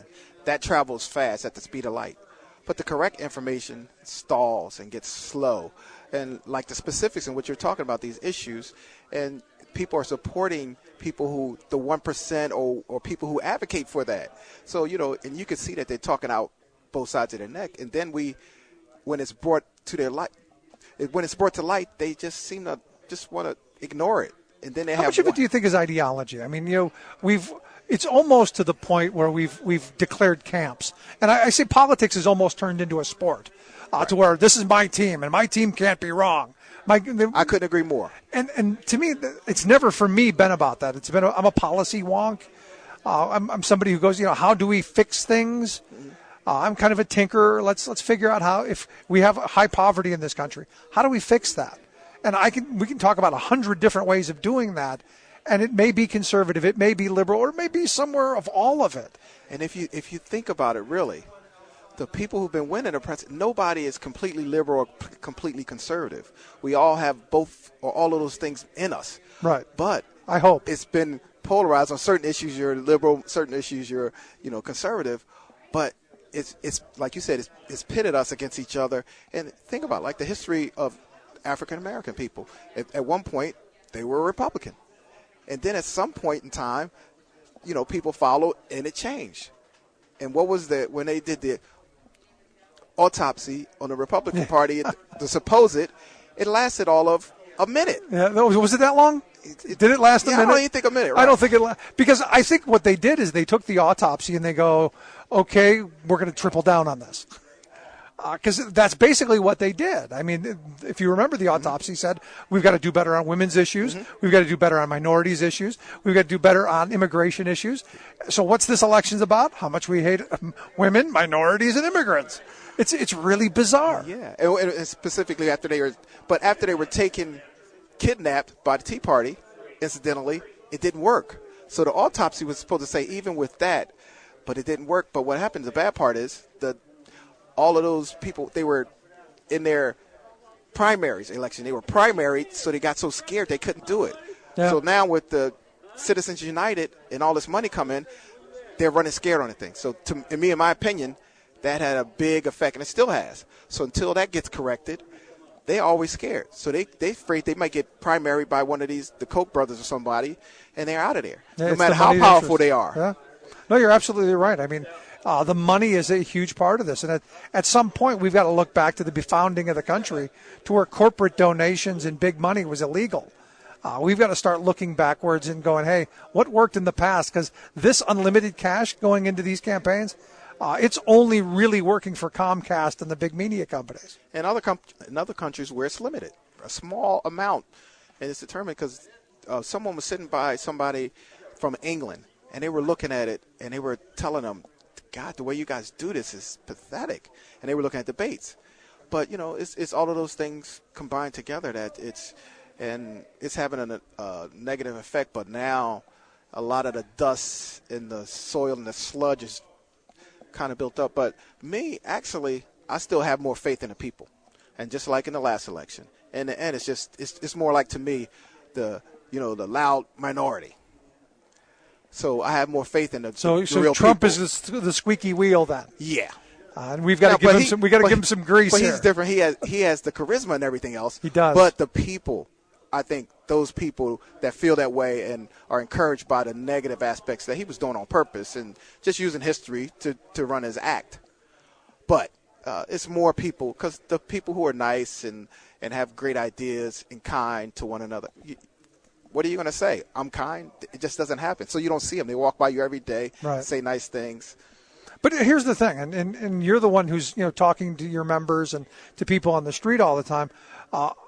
The anger is real. The anger is real. I mean, the reality is both on the left and on the right. Mm-hmm. I mean, the Sanders supporters were trumpeting a lot of the same things that the Trump supporters are saying. Right. We've had deindustrialization in this country that has stripped communities of not just jobs and factories, but of their identity. Right. And you've got these people who are quite angry. I mean, they didn't just lose their job; they lost who they were. Mm-hmm. And for 30 years, they've been fed this red meat, and Trump's feeding them the red meat. And this anger is real. How do we take that anger and move it into a constructive direction? I think basically it's of course going to take time. It's going to take consistency. And the bad part is if we still have that obstructionist thing with Congress, it'll continue. Yeah. If that doesn't break down, then you have because that's why everybody's upset on both sides, where nobody's getting done. They're not doing the business of the country. Then people get frustrated. More people get voted out. Exactly. But here's my problem, and this is where I make my argument with my Republican friends.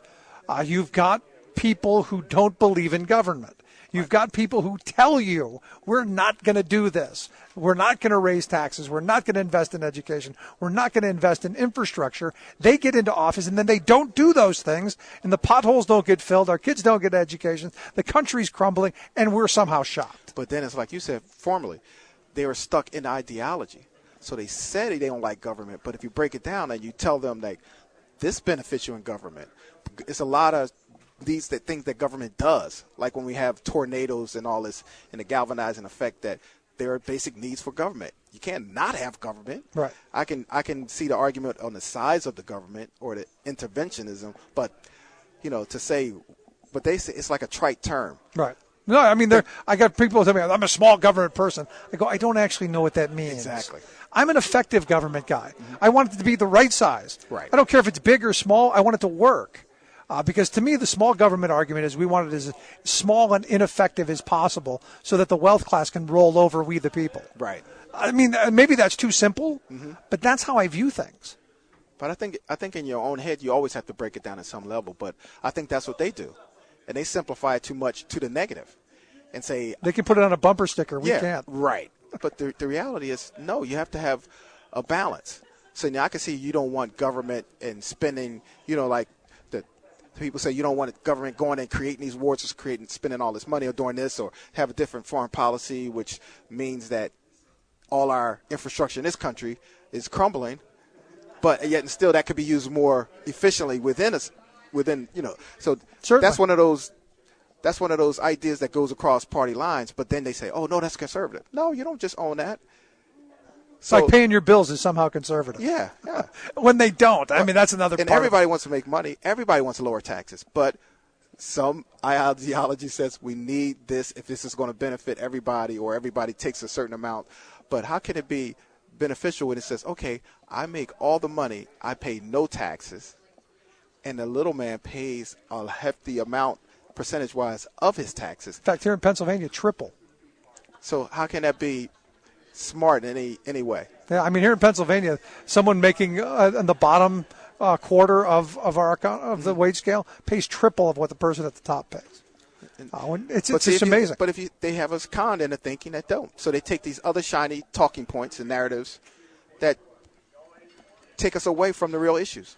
Yeah, so how do we take what we've been talking about here, and we've been kind of all over the political spectrum, how do we take that from this convention and move it out into the streets and into action? Incidentally, I think as letter carriers, we do that every day. And if we're politically mindful, and because letter carriers have conversations with their customers every day. It's just in the normal course of doing business. And we have these conversations. But as letter carriers, you have 30-second conversations, 10-second conversations, and maybe a 5-minute conversation during your break with one of your customers. So you get it. And if you're out there 7 hours on the street every day, so you touch a lot of people. We touch every house. So you kind of get that. So you get a real feel of what America is and a balance. So if you're talking about a poll, you kind of see. And me, we work southeast Pennsylvania, the suburbs of Pennsylvania. The key of the state. The key is what they're talking about nationally. Absolutely. And you feel it. So it's actually having a direct poll. So prediction based on your polling, based on Eric Jackson's polling, where are you seeing this election going? Well, I think it's going to be really strong for Hillary, because I think all these nice people and these people, even they're turned off by. Yeah, but the threat is that okay, he has and they won't get excited. The base, and you won't get all the Obama youngsters and excitement from that, or from the Sanders people. But I think because of Trump, it's going to come out the other way. And it's just like the other election was. They said it was going to be so close. Right. And then, it did real well, because I still have confidence in people. It's just a segment of people that are really making us look bad. And the people who are lying in the weeds have made it comfortable for them to come out and just say anything. And with the alt-right and everything. And you could just – so, but I have more faith in people. Interesting times we live in, Eric. Yes. Great talking with you. I appreciate you taking a little time for us. Thanks for your time. Thanks so much, Eric Jackson, treasurer of Branch 725 Southeast PA of Now. Quick break back here from the convention. Stick around. You're listening to The Rick Smith Show. We're working people. Good talk. The union forever defending our rights. Down with the black. This is Solidarity News on Radio Labour. This is a Radio Labor news update recorded on Monday, October 31st, 2016. I'm Mark Boulanger.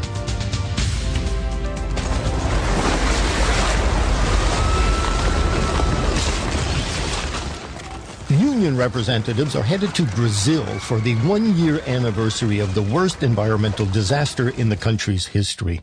On November 5th, 2015, a dam near the town of Mariana in south-central Brazil burst. 60 million cubic meters of iron waste were released into a river running through a populated countryside. The surrounding area was covered in foot-deep mud. 16 people were injured and 17 were killed.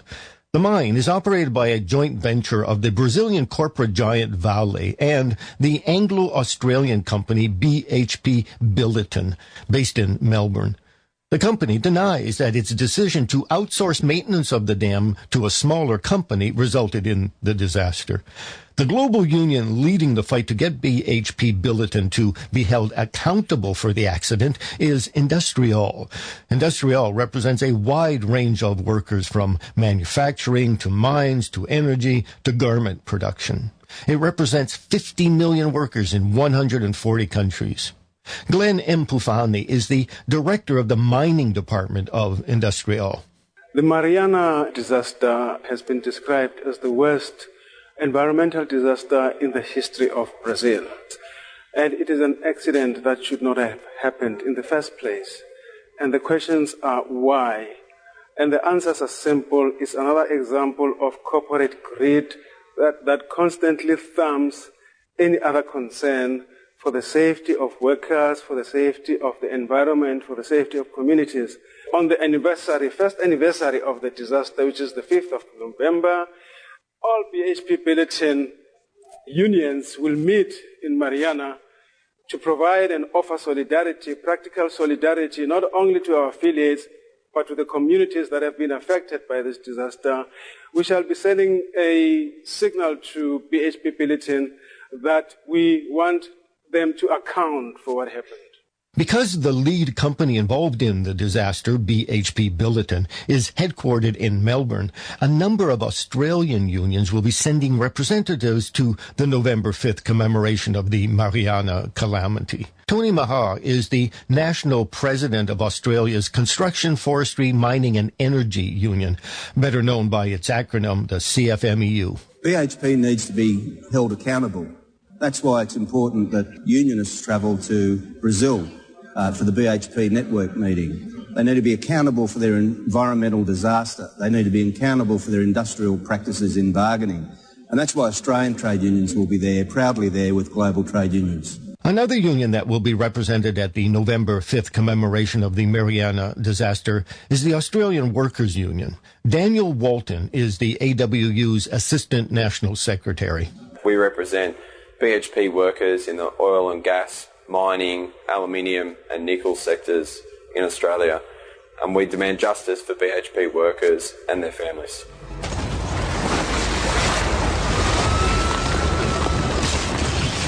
Sugar workers in Swaziland are being denied basic human rights at work, according to a recently released report prepared by the International Labour Movement. Radio Labour senior correspondent Seamery Ainsborough reports. Thousands of sugar workers in Swaziland are being obscenely mistreated with unhealthy working conditions, poverty-level wages, and violent suppression of unions in the country. A new report by the International Trade Union Confederation documents the state of the sugar industry and its workers. Swaziland is a small southern African country ruled by a dictator king, Mswati III. The ITUC report includes evidence of forced evictions of rural communities to make way for sugarcane plantations, deaths, herbicide-caused illness in the fields, child labor, dismissals, and harassment of union representatives, and work schedules of up to 60 hours per week without overtime. Women who become pregnant are fired. King Mswati's autocratic rule over the country means that Swaziland has one of the worst reputations for repression of workers' rights in the world. This is Seamery Ainsborough reporting for Radio Labour. And that's it. International labor news you can use. Thank you for listening. And remember, it's all about global solidarity.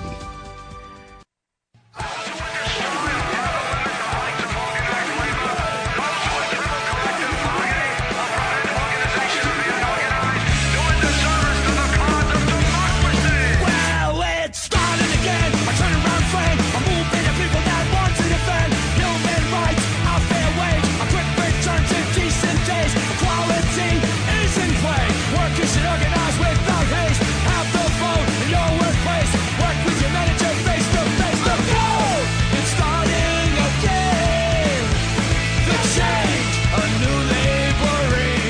back to the Rick Smith Show. Check out the website, thericksmithshow.com, here at the Pennsylvania State Association of Letter Carriers 55th State Convention here in State College at the Penn Stater Hotel. Talking to NELC members, the National Association of Letter Carriers, here for their convention from folks across the state. Sitting here with Walt Jackson. He is a steward for Local 1495 of NELC here in State College. Walt, thanks for taking time for us. Not a problem, Rick. Not a problem. Glad to be here. So this is your first convention? Correct. This is my first convention. I tried to go to the one in Los Angeles. I'm in the military as well, so I had something come up for that. So this is me, starting my union life, I guess, and meeting a lot of people here. And the life of activism. Yes. I'm not really that much active. I follow, what you see on TV or what little you see online. I read here, and, I feel like there's certain topics I like or disagree with, but this is me starting, and really starting to really network is what I really see this weekend as. And understanding that this organization is a place where you can be empowered and you can join others to have your voices collectively heard. Correct, and there's a lot of information that I like to pick people's brains about being here to help me with issues I may go through or other issues I see my members going through. So that's really another reason I'm here, too, to pick a lot of brains and gather a lot of information. Now, you're a young guy. I mean, the mainstream messaging is the younger generation not taken to unions. Yet I see you want information, you want to move forward, and I think that's a great thing.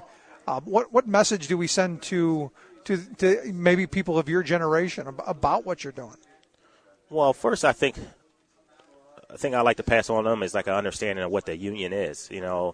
When before I joined the union, you think as it's some scary, entity that you don't really learn about in schools, or first thing you learn about a union is when you start working for a job that has a union. My previous jobs never had a union, so when I joined the post office 3 years ago, you get your union meeting and stuff like that, and it's not scary at all. It's a lot of knowledge, and they help you out protecting your rights and also helping you learn and become a better worker as well. So that's when I got involved when I first started working here, and then now 3 years later, and me being a steward member for now 4 years, that's what I look to do, learn more, and just someone who's new to the, our younger generation,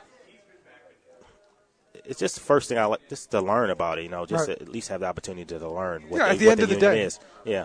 At the end of the day, the important part is that you're fighting for better wages, hours, and conditions. But also, as you pointed out, there are skills that you can improve upon, and there's opportunities to make for life enrichment and better achievement. Correct. Well, like you said, with them protecting our rights and stuff. Well, when I first started working at the job, you realize, there's some things that you may want to change or some things you may not understand. Why would there change? And that's where the union steps in. If you have any issues or anything like that, that's when the union is a big part, or even before a thing becomes an issue. That's where you want the union to be involved and help you understand things, because you're working, and it's not to say that you may know what goes behind what it takes for you to work. Certainly. As a new employee, as someone who's relatively new, there's a lot of things that have happened over the last 30, 40, 50 years. And that institutional knowledge is what you get here when you come to a convention like this, because you get to see people like Joe Antel, who's been doing this for 35 years.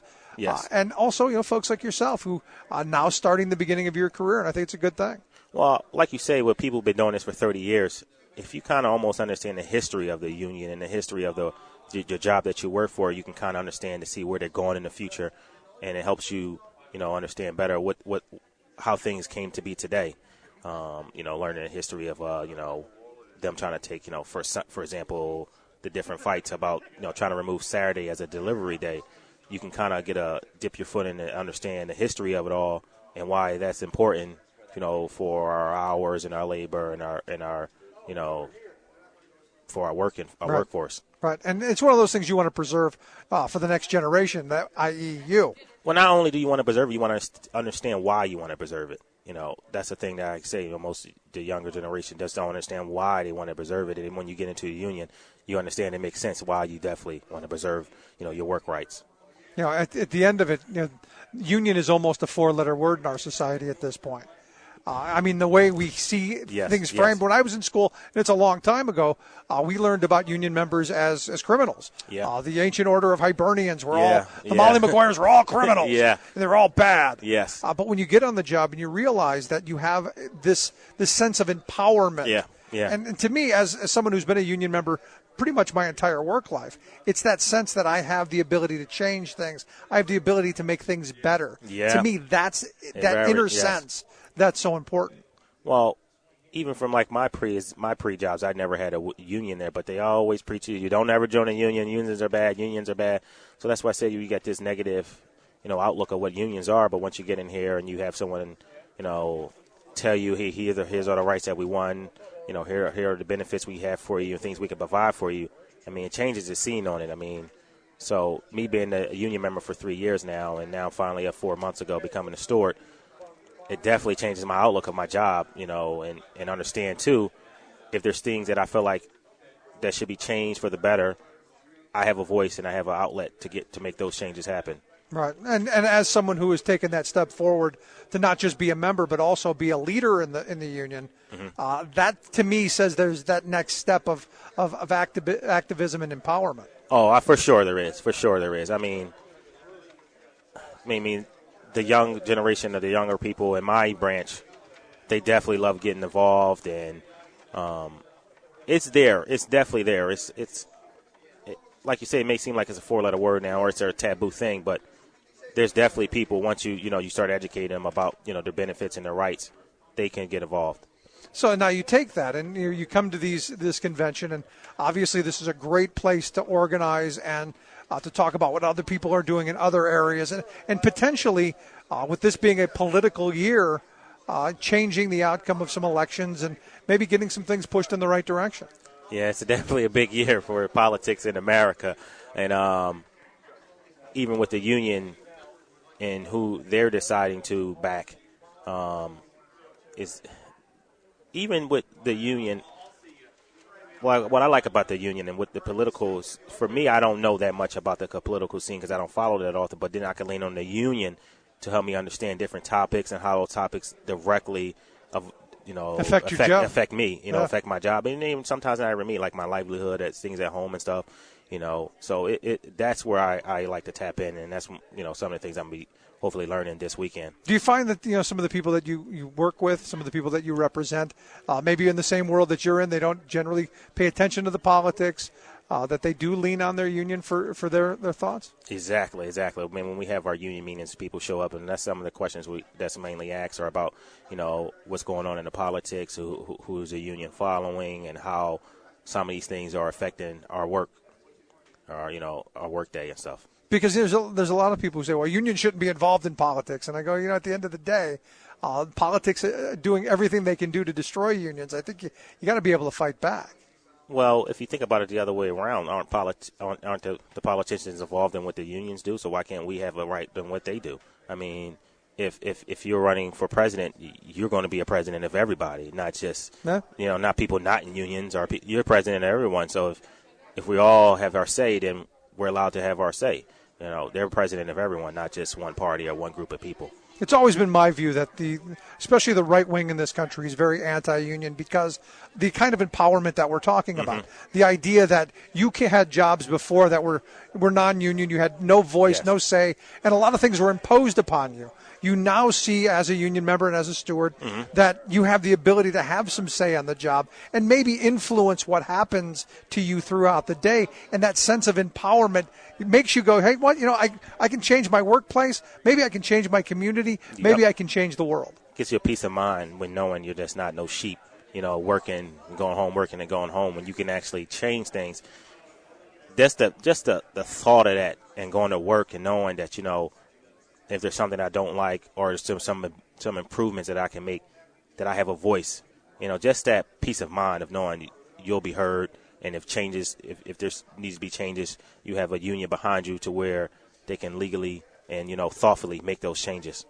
Yeah, I mean, to me, it's all that important. So with this convention, I know we're at the beginning of it. What are you hoping to take home from what you learn here? Well, since I'm kind of new to being a steward, some things like, better articulate myself when I speak to managers and my supervisors, learning more about the union, like I said. I think that's an important one. Yeah. I think it's because, I was a steward for about 15 years myself. Mm-hmm. So I remember that first time you go into a grievance meeting. Yes. And you're completely outgunned because there's like 5 or 6 managers and there it's you. Yeah. And you got to know what you're doing. You Yes. got to know Yeah. how to conduct yourself. So it's that learning process. And again, I go back to those original trainings that I had as a Teamster going, this is how you need to conduct yourself. Yep. As vitally important for a lot of things in life, not just handling grievances. Yes, at my branch we have about 45 people, and those 45 people look at me to represent them the best ways possible. So that's one of the reasons I'm here, to learn to represent them the best ways possible. Bring my best ideas forward, bring their best ideas forward. And sometimes, too, when people come talk to you about certain things, sometimes they don't have the ability to articulate what they really want, and that's what I'm there for, to help them, break down, get through the mud of it all and see what they really want and how we can affect that change by going and talking to, the supervisors about, on a local level, should I say, about changes that we want to see made. Yeah, I mean, it's all good stuff, and I wish you the best. I hope you get everything out of this convention. Thank you. Yes. You're first, and good on you. All right, thank you. Thanks so much, Walt. I appreciate the time. Let's take a quick break back here from Penn State. You're listening to the Rick Smith Show. We're working people. Good call. Let's go! It started again. CEOs get their perks. Leave with protection, they go to work. What about the worker and their hard work? Who stands up? You're listening to The Rick Smith Show. For more information, go to thericksmithshow.com. If you've missed any portion of the program, you can download the podcast at thericksmithshow.com. You're listening to WIN, Workers Independent News, a production of Diversified Media Enterprises. I'm Doug Cunningham. TWU Local 234 says efforts to avert a strike took a big step backward over the weekend at SEPTA. The Southeastern Pennsylvania Transit Authority refused to bargain over non-economic issues, prompting union reps to walk out of a bargaining session. Healthcare costs, pensions, as well as wages and non-economic issues are all still unresolved. Unless an agreement is reached, a strike will start November 1st. TWU 234 says if the union accepted SEPTA's proposals, it would cost a family $400 a month for family coverage out of pocket, while taking a hit on pensions. TWU 234 says the chances of a strike increased significantly over the weekend. If Oregon voters approve Measure 97 on November 8th, the state could raise $3 billion a year for education. It applies a 2.5% tax on large businesses with over $25 million in Oregon sales. Our Oregon supports Measure 97 and says it will help make up for big loopholes, allowing many corporations doing business in Oregon to pay little or no tax. The Oregon Education Association and other public employee unions back Measure 97. Big business opposes it. Several business groups have pooled resources to hire Paul Mandabach, who runs a consultant firm in California that helps clients defeat ballot initiatives. The Oregon Business Council and the Oregon Business Association are among Mandabach's clients. His work has driven down the support for Measure 97 in public polls, but our Oregon and the unions backing it have a strong capacity of their own to mobilize support for this new tax on corporations in Oregon. The AFL-CIO says Labor's electoral education campaign, often going door to door, has driven down Donald Trump's support among union members. In June, polling, the AFL-CIO found support of over 40% among union members in some battleground states for Trump. But Labor's campaign has driven down that support to the low 30s, more of a typical number for Republican support among union members. The AFL-CIO says Trump is running behind Mitt Romney's numbers when it comes to the percentage of union members planning to vote for him. Brought to you by the IBEW, 750,000 men and women powering the way for an American comeback. Information on how to become an International Brotherhood of Electrical Workers Power Professional is online at ibew.org. WIN is brought to you in part by the Amalgamated Transit Union, the largest labor union representing transit and allied workers in the U.S. and Canada. Online at atu.org. Workers Independent News puts workers and their unions on the national radio news airwaves every day. To help keep labor's voice on the air, go to laborradio.org.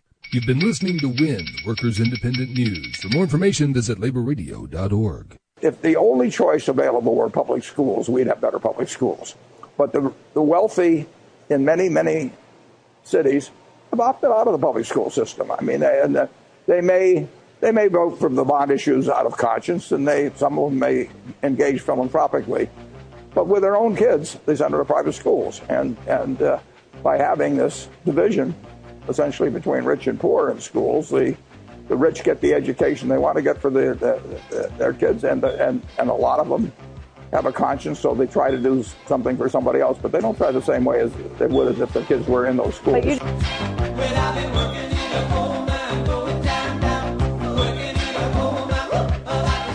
Tell you, every time I listen to that clip, it's just one of those things that grabs you. You go, he's absolutely right. And you listen to Warren Buffett on this issue, spot on right. And one of the things that catches my attention when he says, the rich people with their philanthropy, they want to do some nice things. It's always been my view that the more philanthropy we have, the more charity that we need, the more unequal we are, and the worse off we are. And, there have been numerous studies that show countries that don't have big charities and big philanthropic organizations, they tend to be much more equal societies. And those of us who need big charities or run on the basis that charity will do everything that we need, they tend to be much, much more unequal. And I look at this school issue. Look, this is very much a wealth kind of issue. The wealthy are going to get the education they need, and the rest of us, well, maybe not so much, which is why I think this action that the NAACP has taken, calling for a moratorium on charter schools, is such a good idea. That's why we've asked Brother Jetu Brown to come talk with us. He's one of the leadership members of Journey for Justice. You may remember he was also one of the Diet hunger strikers that we had here on the program. He's recently written a letter published in the New York Times in favor of what the NAACP has done. Brother Brown, thanks for taking time for us. Yes, sir. Sir, thank you for having me. So this decision by the NAACP that some civil rights folks, some African Americans are saying are anti-civil rights, you've taken the position that they've done the right thing. Oh, absolutely. Absolutely. I think that what their decision to call for a moratorium is in the best civil rights tradition of advocacy that's grounded in local realities. I'm just reminded of Thurgood Marshall when he did his field work for Brown v. Board. He didn't, develop his brief based on his opinion. He went and he interviewed children in the South. He said, well, is your school made out of wood or is it made out of brick? And she'd be like, wood, sir. Is your bathroom on the inside or is it on the outside? It's over there. It's outside. And those realities informed his advocacy. Unfortunately, what's happened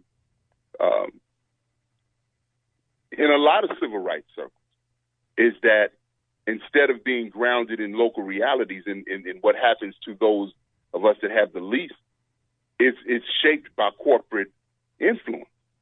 And so there's been a real disconnection between the direction of traditional civil rights organizations and what people are going through in their communities in Detroit, Philadelphia, Chicago. And the comfortable thing to do has been to join in the pile on brothers and sisters in those communities who don't have a pot to pee in or a window to throw it out of and somehow say it's their fault. Right. But we're told, Brother Brown, that these charter schools, this is the answer. This is the silver bullet. This is how we're going to get those poor young black kids in the inner cities education, because there's no child's behind going to be left. Everything's going to be great. Charters, this is the way. Well, I mean, I think that the reason why the NAACP made that decision is because their member chapters all over the country have been hearing the screams from our neighborhood. And so we know now that only 1 out of 5 charters outperform regular public schools. Fact, we know this. We know that many of the charters that do well use very slick enrollment strategies. The most committed parents who can come to several meetings are the ones whose children are admitted through a lottery. And then they also have very slick expulsion strategies. from fining young people to pushing young people out with behavior issues, saying that it's not a good fit. I mean, the evidence is overwhelming. Right. So this is actually counter the spirit of the civil rights movement. Now, I said in the letter to the New York Times, we are not anti-charter school ideologues. I think the original intent of charter, I'm with you, to provide centers of innovation, I think is a noble idea, but it's been mutated, and they have to own it. And there's, so parents, we have a Journey for Justice Alliance because there was easy unity found between people in over 24 cities across the country. So there's something going on. There's some people being harmed where you have organized groups of people that are coming together by the thousands because of the impact of school closing, charter expansion. Now you have online charter schools, virtual charter schools. The civil rights movement was never guided in its best expression, never guided by corporate interest. When Arnie Duncan says that education is a civil rights issue of our time, it proves our point. One of the greatest leaders in the civil rights movement was a woman named Ella Baker. Ella Baker was a master community organizer. And one of her quotes is, "Strong people don't need no leader." So you empower the people to be able to shape the institution to meet their needs. You respect their voice, you listen to their voice, and then they'll own those institutions. They'll own its struggles and they'll own its successes. But when you lock out the voices of the people directly impacted, which often happens in the charter movement, it's no coincidence that in many of these cities where charter schools have exploded, they've also done things like gotten rid of elected school boards. Right. There's no coincidence that we lose the right to vote in many of these places. Right. It's very hierarchical. It's very much in the corporate mindset that you have a CEO and then you have marching soldiers below, certainly. Absolutely. So I think that, the NAACP's call was the most visible, but let's remember that the movement for Black Lives, the Black Lives Matter movement, put out their position paper calling for the end to school privatization. And Journey for Justice Alliance, we did the same. So I think that that the charter school movement has to do some honest reflection, and there needs to be an assessment of how they actually function. All of these scandals, charter schools closing 8 months after they open up in places like Pennsylvania and Florida, charters being raided by the feds in Chicago and Ohio. I mean, there's just too much that's going on. And what we are saying is that communities that we don't, I'll make it plain. What we are saying is we cannot be fooled by the illusion of choice. Right. A prerequisite to choice is stability. So what we need in American education is equity. That's where America fails at. And as long as we don't have the courage to look at our own demons and say, no, we have intentionally undereducated Black children. And I'll say it, brother, even a little more candid. The inequity in public education mirrors what we see with police violence. There's a belief system at work.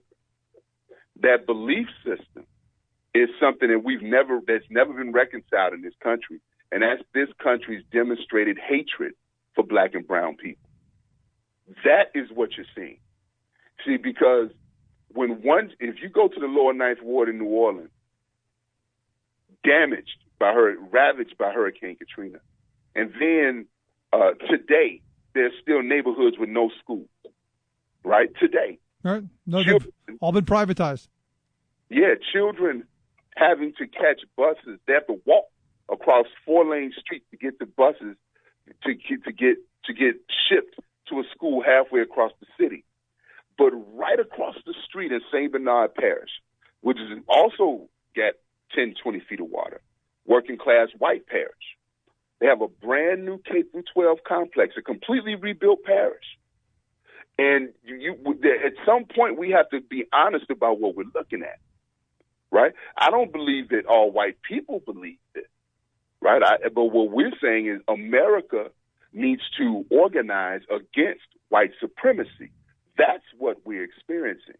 So so that it's, instead of making sure that every child, if one child has world language, the other child should have world language. If one child has a school nurse, then every child should have a school nurse. If one child has a class, a teacher-to-student ratio of 1 to 23, then all schools should have it. That's supposed to be the work of every school board, the federal government, and local government to ensure that the savage inequities that we experience on a daily basis, like Mollison Elementary School in Chicago being a receiving school for another school closing, and then they dump 250 children in the school, and there are 52 kindergartners in one class. That's obscene. It is obscene. But here's the thing, and this is the question that I have for you then, is because, I grew up in a predominantly black neighborhood in a housing project on the west side of Cleveland. And I wasn't a black kid, but I was in the same neighborhood with the same school that they tore down back in the 70s and was subjected to the same idiotic busing policies of that time. So how much of it is simply just, you're talking about mass poverty and those at the very bottom being the ones being left behind? Well, I think that poverty has a great deal to do with it, but we cannot deny that it's highly racialized. See, when I say this, I'm not discounting poor white people at all. But poor white people don't get charters. For overall, that's a good point. If you go to the hills of West Virginia, right? If you go into Appalachian country. If you go into rural Tennessee, right? You don't see appointed school boards, and you don't see the explosion of charter schools. But you do see them in Detroit, Philadelphia, Baltimore, Atlanta, Chicago. I mean, just honestly. And so I don't think we should do the work of discounting race or minimizing racism, because that's the monster. Yes, the greedy prey on everyone, but they prey on the black and brown first. And we have to be honest about that. See, if we're not honest about that, it's like having the flu and going to Walgreens to just get something for your runny nose, to get something for your stuffy head, but nothing to kill the virus. The virus, that's what I'm explaining to you. There's a belief system that's expressing itself. That same belief system, that same value system that made it okay to lynch Eric Garner on YouTube. I mean, let's don't forget that. Eric Garner was lynched on YouTube, right? And we watched it, and America digested it. It was digested. The murder of Tamir Rice, a 12-year-old baby, gone. He'll never be a father. He'll never raise a family. And it was digested because it's acceptable. And by the same token, the undereducation of black and brown people and poor people. But in this country, the intentional privatization of schools that serve primarily black and brown children is a racial justice issue. I'm with you, but here's the thing. And I was just looking at some statistics from the National Center for Educational Statistics. And they point out that, under President Obama, charter schools have really exploded. There's like 6,500 of them nationwide. But they point out that only 27% are black, 30% are Hispanic, and 35% of those students are white. And we are talking about kids in poverty outside of the kids who are in really good, well-performing schools that have the resources. So aren't we really talking about a resource problem and a way to make sure that every kid, as you pointed out, gets the same kind of education, the same language opportunities, the same class size opportunities? Or are we just really is it really the racial issue, do you think? I actually would say that I would challenge those numbers because the data we've seen in cities across the country, when we go to Baltimore and Philadelphia and Miami and New York, we see the children that are impacted. Now, So I think it's both. But what I'm raising is that when you look at the situation with Black and brown families, the question that should be raised and the fight that should be fought is the fight for equity.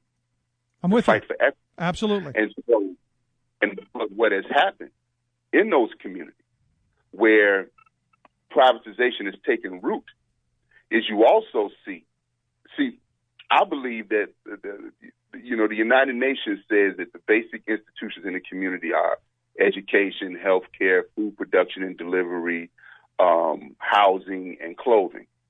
And they said that the foundation of any nation are the institutions that lay the groundwork for the people's development. And so in cities where schools are closing and charters are expanding, affordable housing is disappearing. Grocery stores closed. The basic quality of life institutions that are supposed to serve particular populations disappear. Because what we're seeing in major urban cities around the country is the municipal disinvestment in the lives of Black and brown families, and particularly Black people. And so you see populations in New Orleans, Chicago, Philadelphia, Detroit plummet, and school privatization is a part of that. If you want a people, if you want to make a healthy community, you invest in the institutions that are supposed to serve their population. I'm with you. So how do we do that? How do we take what our conversation here, and I think is about opening eyes and about awareness, and how do we move this into action to make sure that every kid has an opportunity, that every kid gets an education, and that we stop this school to prison pipeline that's been going on in our inner cities? Absolutely. I think one of the things that we're calling for is an emergency White House summit on education.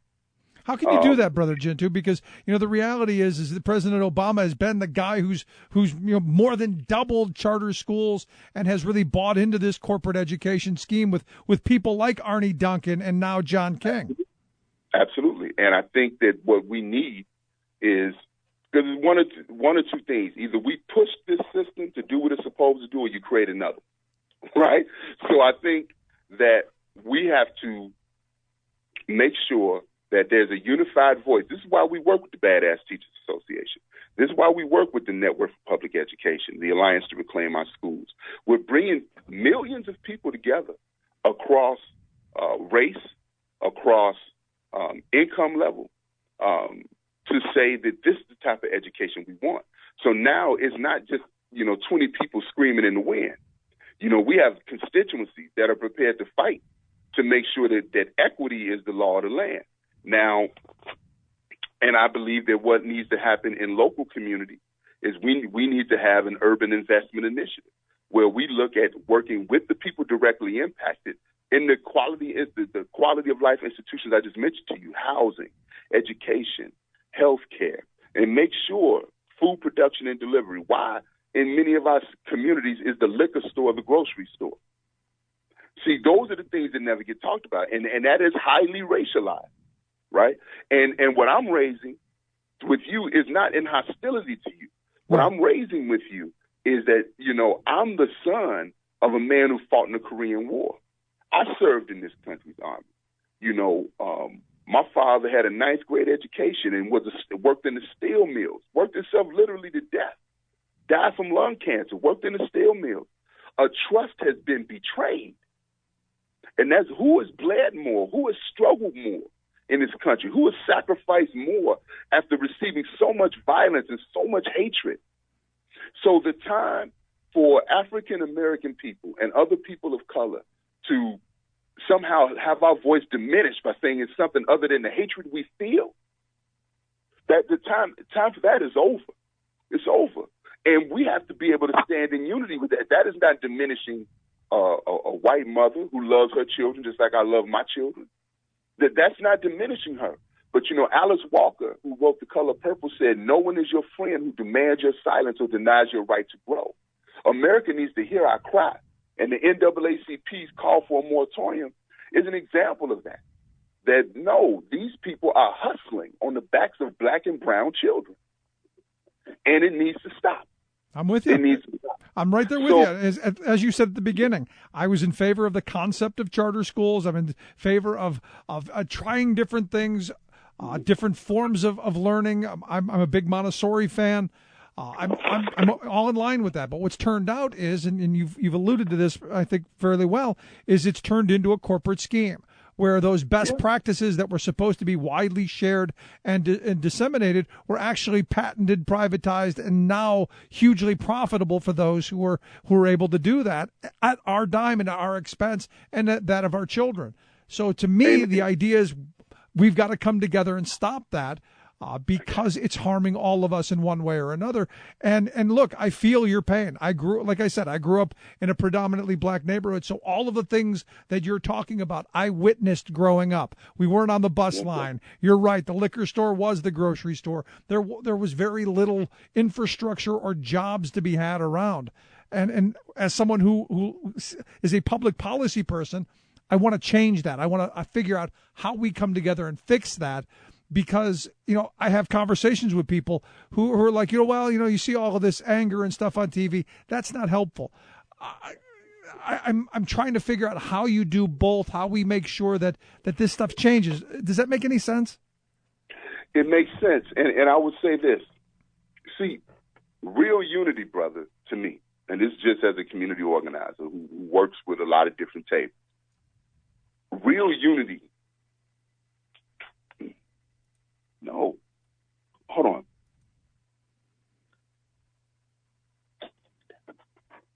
Real unity is grounded in self-determination.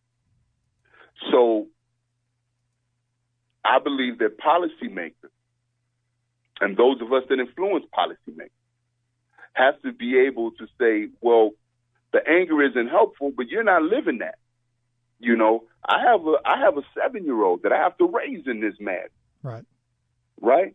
And do you know what, to those policymakers, I would ask them, do you know what it's like to not be willing to let your child go outside without you? Just to stand guard on the front porch when your child plays in the front? Do you know what it's like to have a neighborhood school a block from your house and in a school serving about 700 children and 2 African-American teachers and 99% of the children are African-American? So we're teaching a dangerous lesson now with that privatization is helping to fuel, which is that black people aren't fit to lead. So yes, people are angry because they're not being heard. So for the policymakers to want to be comfortable in a moment that is uncomfortable, I don't have an answer for that, except for I think that what has to happen is that those of us that advocate have to bring those stories forward so that they hear that these are not people, that these are not activists. These are mamas. These are uncles. These are daddies who have invested in America and are choking because what they thought they would get, we're not getting. And so I think in regards to public education, brother, I think honestly what we're doing is we're pushing the notion of sustainable community schools across the country. And they're spreading. People are beginning to look at building strong community schools as an alternative to privatization. Decision makers are starting to be swayed by it because the privatization movement has failed. Right. And I'm right there with you.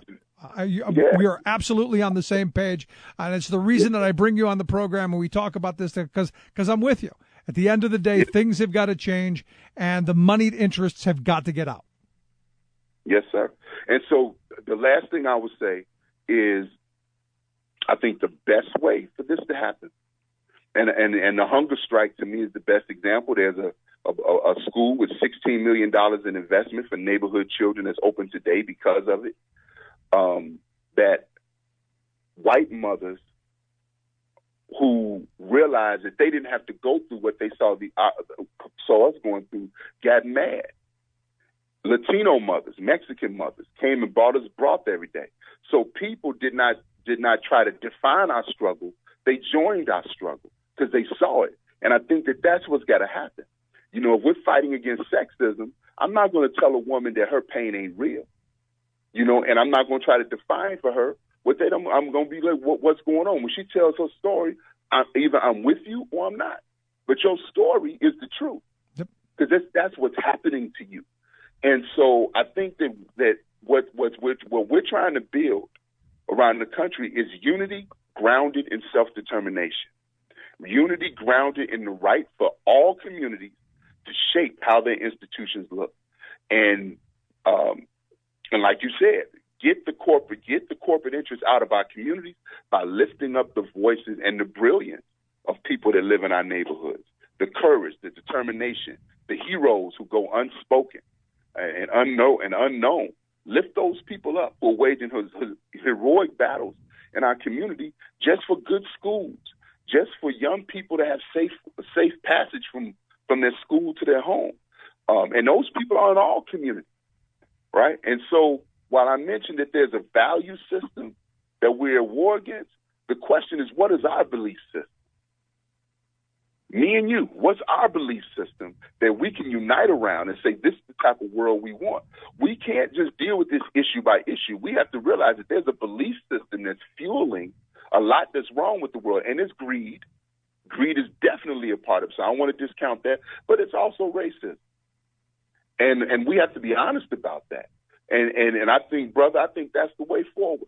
I'm with you. You know, and the only reason I say that with any confidence is because I have the lived experience of being on the front line with black people, with brown people, with white people around our issues, not around somebody trying to define our issues, but around what we're going through. And that was the fight, right? And then when people in another community had a fight around, respect for the homeless, we went right with them, and we were with them. So, and it wasn't about us defining it. It was about their issue that they're experiencing. This is what they're concerned about. Brother, we want a world where all people are respected, so we with you. And that's what I believe the way forward is. And I give you nothing but credit for the work that you do, and I think you do fantastic work there. And I'd love to have you come back and talk about this as this continues. If you want to check out Brother Jitu Brown's article there in the New York Times, we've got a link at thericksmithshow.com. Just click on Brother Jitu's name, take you right there. I appreciate you taking time for us. It's always great talking with you.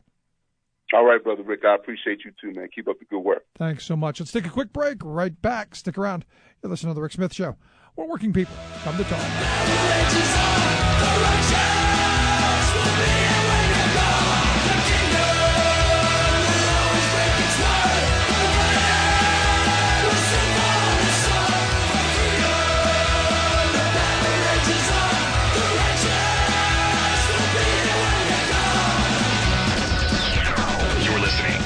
Rick Smith Show. I'm Rick Smith, and this is Labor History in 2.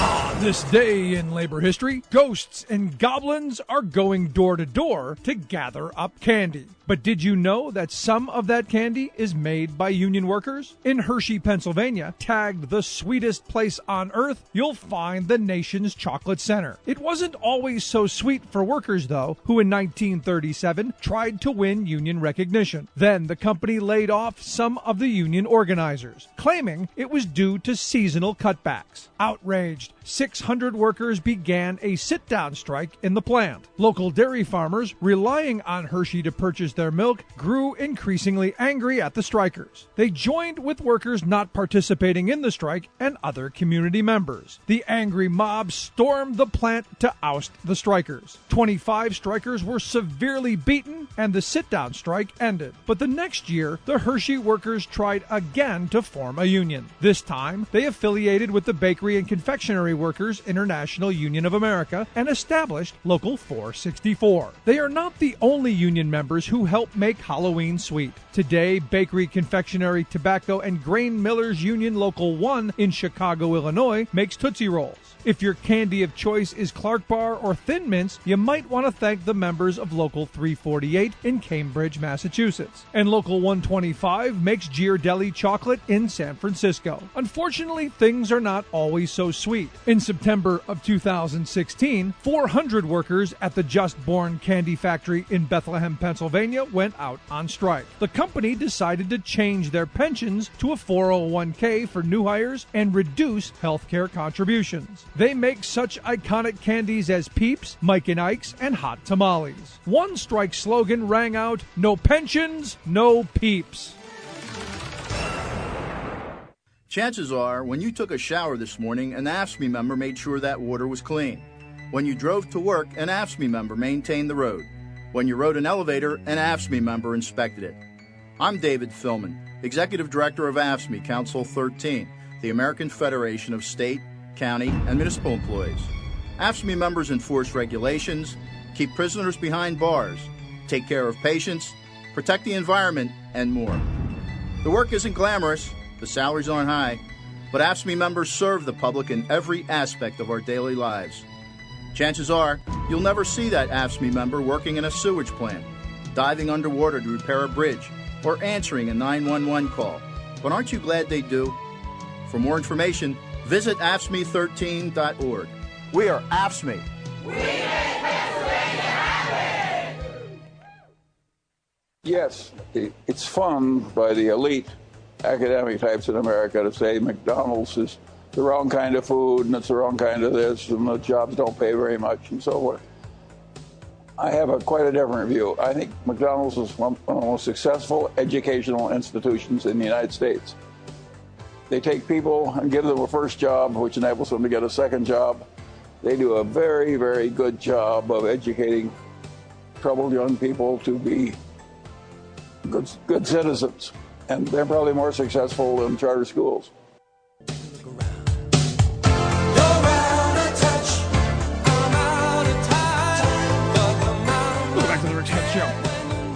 Billionaire Charles Thomas Munger, Berkshire Hathaway fame. That much better than McDonald's, better than charter schools. Figure that one out. And I guess, look, if that's the kind of economy you want to have, then yes, McDonald's is a great educational institution and one that our inner cities should have. And fortunately, and with our last conversation, and you look at what the NAACP did, which only in my view was the call for accountability and transparency, and if charters and public schools are going to compete together, actually be judged on the same plane. If that is too far, then wow, because I would say stop them entirely, because here in Pennsylvania, the cyber charters have been an abysmal failure, as have a majority, in my view, of the other schools. It's just, got to tell you, it's insane what we've allowed to have happen. And that's why I've asked Professor Julian Vasquez-Helling to come talk with us. He's an NAACP leader there in California, also professor of educational leadership and policy studies, and the director of the doctorate in educational leadership at California State University there in Sacramento. Professor, thanks for taking time for us. Always a pleasure to be back on your show. Thanks for having me again. So I'm looking at this NAACP moratorium, which I got to be honest, I think is sane, it's rational, and it isn't. I don't think it's all that far, even though John King, the Secretary of Education, has said that this is just a bridge too far, and that there are really good charter schools, and we're just killing the civil rights movement. Yeah. Well, I mean, what you should know about John King is that he is affiliated with a charter school on the East Coast that is responsible for extraordinary levels of suspension and expulsions. And the Secretary recently gave that same charter school $10 million. And we know that the federal government has spent about $3.3 billion on charter schools over the last few years, and charter schools have doubled. And I think that's really an important thing we should consider. Charter schools really only educate about 5% of the nation's 50 million children. But what we see is a disproportionate share of new public money and foundation money going to these privately controlled schools. So what we haven't really talked about is where's this whole charter school thing going? First, let me go to the past real quick and then go to the future. So in the past, charter schools, the idea actually came from unions.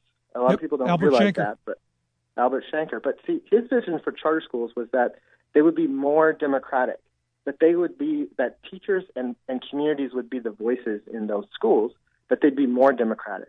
But about 5 or 6 years later, he discovered that corporations and charter management organizations were starting to take over the conversation, and charters were actually becoming about, as Jitsu Brown just said, locking out the voices of community.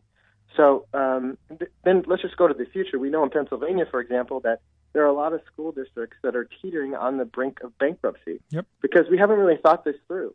Because if you're creating a whole bunch of competitors for traditional public districts, what's happening is that you lose the economies of scale financially for districts in terms of food services and busing and all these other things. And so what's happening is in Pennsylvania and many other places, school districts are on the brink of bankruptcy. And in the community that my parents grew up in, Buena Vista, in Saginaw, Michigan, the district went out of business there because charter schools put them out of business. And so we have to think about, well, what does the future look like? Do we really want a privately controlled system of public education? Is that what our vision is for education? Well, some people would say that these public schools are an abysmal failure because we hear on the news every so often how bad the public schools are, and in fact, I look at some of the studies being done, and it's a lot like Congress. We think Congress is bad, but our guy's good. Same thing. The public schools are horrible, but our public schools, our teachers are great. Yeah. It's those teachers. Well, it turns out that our public schools, especially in particular states, are doing quite well. And what's interesting is that they're actually targeting our top performing states with charter schools now. You see them targeting Maine, you see them targeting Massachusetts, you see them targeting North Carolina. These are 5 of our top performing states in terms of public education. If they were countries in the world, there would only be 5 or 6 countries that would outperform them if these states were countries. And so the problem is not our public education system in general. The problem is, as Jitu Brown talked about, is the inequity in our system. And, across the tracks, they have small class sizes. They have high-quality teachers, et cetera, et cetera. Martin Luther King once said that when it comes to public policy, we have socialism for the rich and rugged market capitalism for the poor. And so what we really have is a tale of two systems, is that we know that on purpose, poor children, whether they be white, African-American, Latino, Asian, Native American, that they're underserved by our society on purpose. That's really the elephant in the room. So, our public education system is not in disarray. What's in disarray is where we've decided to sabotage schools in particular communities and in particular places. There are many, many examples of high-quality public schools, and as Jitu talked about, only 1 in 5 charter schools, and that's Credo's work, show that outperform traditional public schools. And oftentimes they talk about the Credo studies. There's a more recent 2015 study, and the size of the impact of charter schools is in the hundredths of a standard deviation for African Americans. And so really we know what works in education. There really isn't any mystery. And I think that's one of the things NAACP said in their 2014 resolution, because what a lot of people don't realize, and actually I should say this too, my views don't necessarily represent that of my university or the California NAACP. I'm going to do my best to talk from the research today. And so what we know from the research literature is that, charter schools don't perform necessarily better than traditional public schools in the research. But we also find them to be more segregated. You're talking about in your last session that 30% of kids in charter schools are white, which is true. Now, here's the thing. I was just in D.C. a couple of days ago. There are charter school chains, and a lot of people don't actually talk about this. There are charter school chains that are segregated for white kids, such as Great Hearts in Arizona and in Texas. They only put their charter schools in wealthy and middle-class neighborhoods, and they teach from the quote-unquote classics. There's a research study in 2013 said they only had 4 English language learners in all of their charter schools. And what's interesting about those schools is we often talk about the creaming that happens, the cherry-picking of students. Well, that actually even happens to white kids in charter schools. The Great Heart schools, there was a Teachers College record peer-reviewed study that showed that only 50% of white kids that were middle class or upper middle class made it to the senior year from the 9th grade year. So charter schools, even with white kids, are segregated, and they're cherry-picking even white kids. So, I think what the NAACP resolution says is if you actually read the resolution, and I think, let me just tell your listeners something that probably other people don't know. That resolution did come from, from California. And when I spoke with the chapter that submitted it, they actually said that the moratorium was inspired by Journey for Justice and inspired by Black Lives Matter. So when folks say that the NAACP is out of touch, the resolution, when it came from the membership, was actually inspired by parents' voices in those grassroots organizations. So the fact that they're saying I think the argument is actually the opposite, that the NAACP is actually very in touch because of all the voices from Journey for Justice representing urban communities across the United States and Black Lives Matter, which have called for this moratorium. So I think that's also important to say. I think it's extremely important. And at the end of the day, as I said earlier, I don't think what they're calling for is too far out of bounds. When you're looking at transparency and accountability and being judged on apples and apples and oranges, I don't think that's outrageous. Right. And so the thing is, one of the things that, I think everybody has a favorite charter school. Let's just be honest. Everyone has a charter school that they say, yeah, I like that charter school. And, under full confession, I was an instructor at a charter school. I've donated to a charter school. I was on a charter school board. I was a charter school parent. I volunteered in a charter school in Minnesota in the 1990s, in the very early years. But I think it's important for us to take a close look and maybe change our mind as a society, because if you look carefully at the NAACP resolution, what it says is there's a series of civil rights violations occurring against students that are attending charter schools. And we must address those. And why charter school supporters are tone deaf to the fact that there are civil rights violations occurring. Now, let me go back to my original comment, which is that there are some good charter schools. But the thing is that the good charter schools are protecting the bad apple charter schools. And when Reverend Barber, who's the NAACP president from North Carolina, he said in the Democratic Convention that when there's injustice, that we're all responsible. And so the fact that the good apple charter schools are defending all of this malfeasance, the segregation, the cherry picking, the profit taking on the backs of black and brown children, the fact that that's occurring and the good apple charter schools are allowing the bad apple charter schools to do that through their lobbying associations. For example, in California, the Charter School Association has given $30 million to this point in the election. They have a $150 million war chest to dole out money to folks that are in support of market-based charter schools. And so I think it's important that even if you have a favorite charter school, if they're not speaking out to their lobbyists, saying that the transparency and accountability legislation that we have not been able to pass here in California and in many other states, then they're also responsible. Yeah, I'm with you. But at the end of this, to me, it's about reclaiming the public dollar. Because, I see all of these stories of, and again, I go back to the original intent of charter schools that I supported. Sure.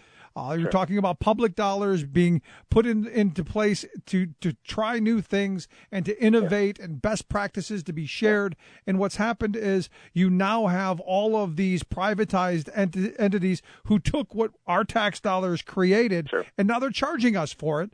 And exorbitant rates out of the money that would have gone to our public schools, and you're really creating two systems, especially in areas of high poverty, that can afford it the absolute least. That's right. And the thing is that if the original vision of charters, which was teacher-run schools and community-run schools, not run by corporations or private management organizations, then you would see that sort of collaboration. But because management organizations and for-profit companies and online companies, just a whole slew of different, because when we say charter schools, it's like saying car, because there's Hyundais and there's Lexus and there's the word charter is almost meaningless because there's so many different types of charter schools, online charters, for-profit, et cetera. But the point that I'm trying to make here is that the reason why you don't see the sharing of innovative ideas is because these are now competitors. Why would Walmart sit down and have a powwow with Meijer Thrifty Acres or Kroger? Why would they sit down and have a powwow? Because what's happened is the charter school has evolved to a market-based competitive approach rather than a democratically driven, teacher-based, community-led approach. That's an excellent point. But here's the question that people will then throw back at you. We've tried a lot of things. I go back to when I was a kid, and like I said earlier, I grew up in a housing project on the west side of Cleveland. They decided that the silver bullet to fix our educational achievement problems and racial diversity was to put us on buses and drive us all over the place. That didn't work. That was an abysmal failure. Kids kept failing. Now we're trying the charter schools. That's not working.